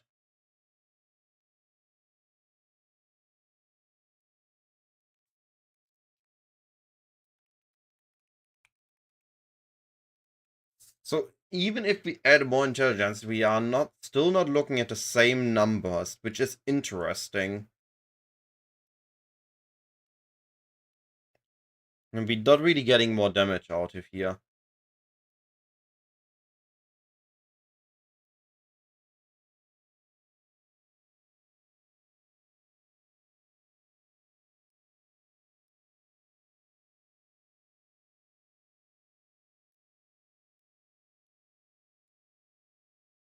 I wasn't expecting the numbers to not add up as much.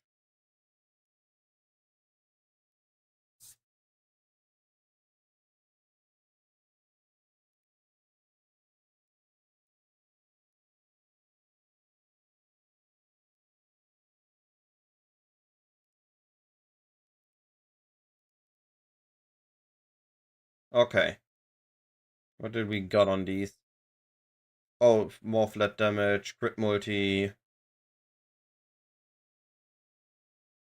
flat damage attributes. Oh, right, we missed Tranquility. Tranquility is passive damage.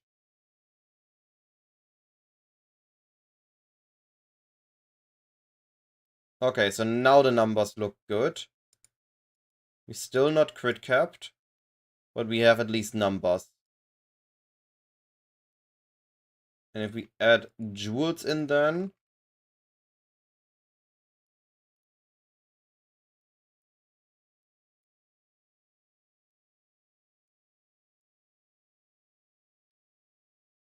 I think then we have a viable build. Emperors.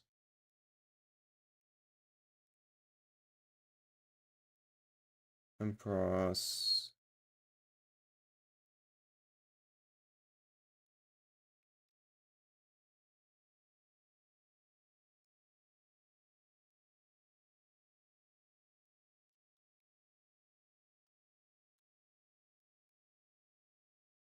We do have Wrath, even if it's from the helper.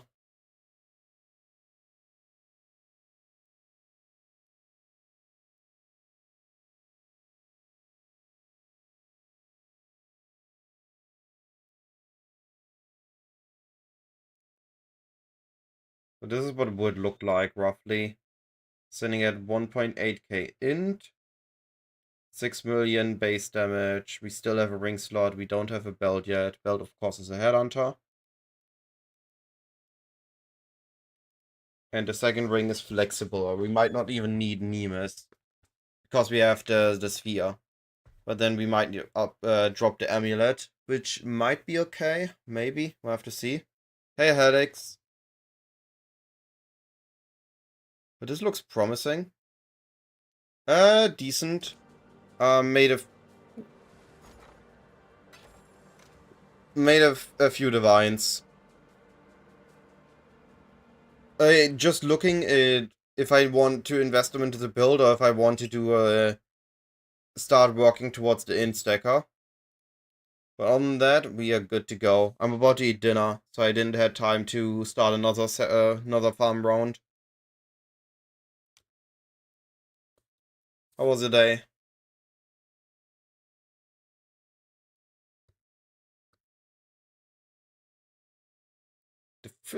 My max hit isn't as big as I was hoping it to be, despite having the high ES pool.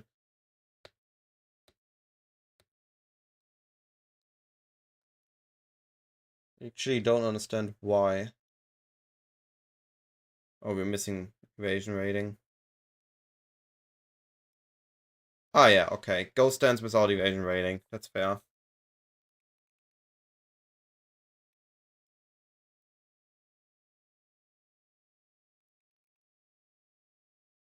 When you've been up to that, you feel giga tired.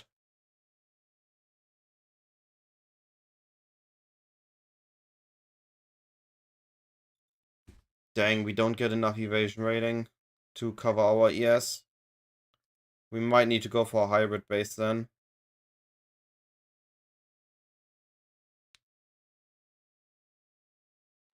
Yeah, I give you the headhunter.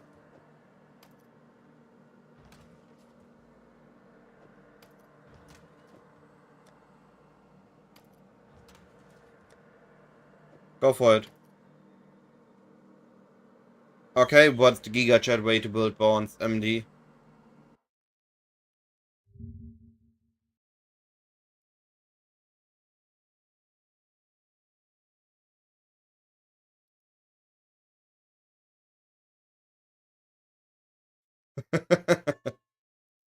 Oh no, you... In all fairness, I can see it. I mean, it's something I want to do later this league. Aura bot plus carry.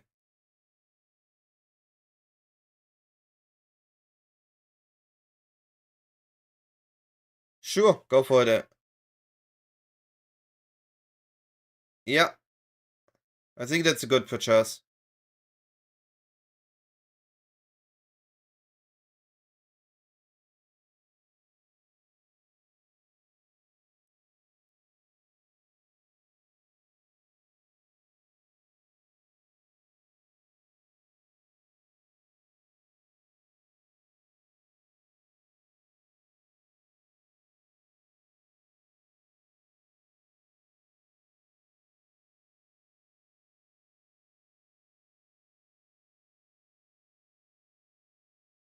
I think this is funny enough. I can't use it right now. I have volatility, which is better.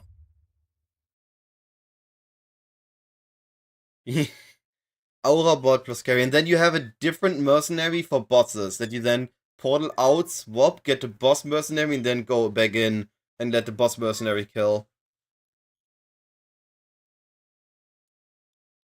I like this concept. I need to refine it a bit, but I think we can make an in-stacker warden work.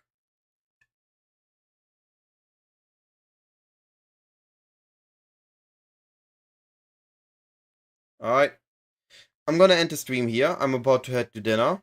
So I'm gonna send you guys somewhere you can watch more awesome PoE content for. And I'll be back tomorrow.